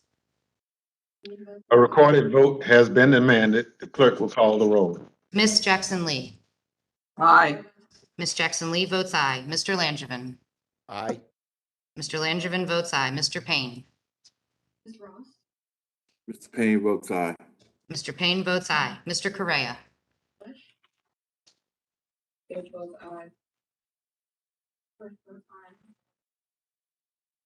Ms. Slotkin. Aye. Ms. Slotkin votes aye. Mr. Cleaver.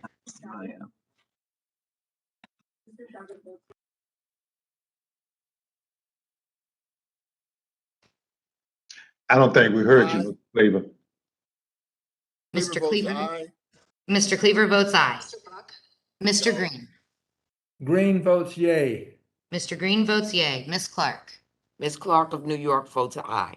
Ms. Clark votes aye. Mr. Swalwell.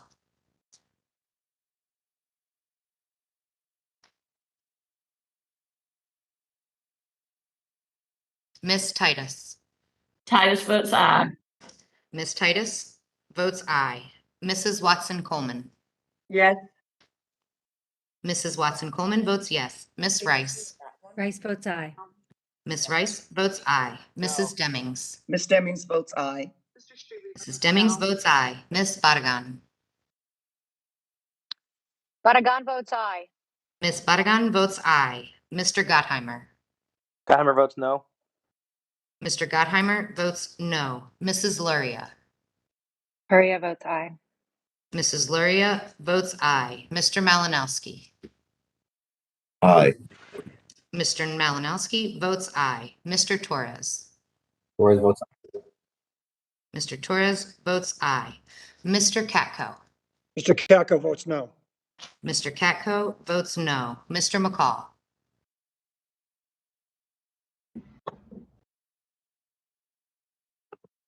Mr. Higgins.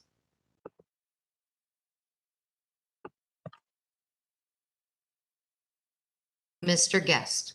Yes votes no. Mr. Guest votes no. Mr. Bishop.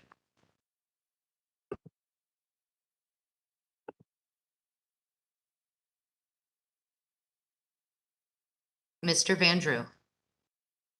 Mr. Van Drew votes no. Mr. Van Drew votes no. Mrs. Miller Meeks. Miller Meeks, no. Mrs. Miller Meeks votes no. Mrs. Harshbarger. Harshbarger votes no. Mrs. Harshbarger votes no. Mr. Clyde. Mr. Clyde votes no to adversely reporting. Mr. Clyde votes no. Mr. Jimenez. Jimenez votes no. Mr. Jimenez votes no. Mr. LaTurner. LaTurner votes no. Mr. LaTurner votes no. Mr. Meyer. Meyer votes no. Mr. Meyer votes no. Mrs. Kamak. Kamak votes no. Mrs. Kamak votes no. Mr. Pfluger. Pfluger no. Mr. Pfluger votes no. Mr. Garbarino. No. Mr. Garbarino votes no. Mrs. Flores. No. Mrs. Flores votes no. Mr. Correa. Correa votes aye. Mr. Correa votes aye. Mr. Swalwell.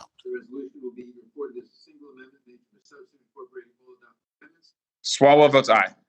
Mr. Swalwell votes aye. Mr. McCall. McCall votes no. Mr. McCall votes no. Mr. Higgins.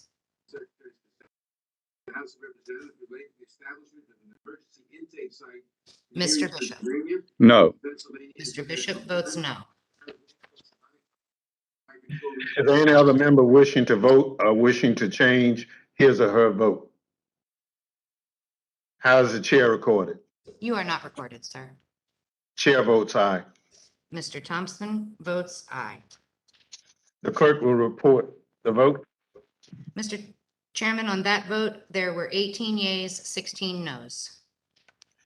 The motion is agreed to. Without objection, a motion to reconsider is laid upon the table.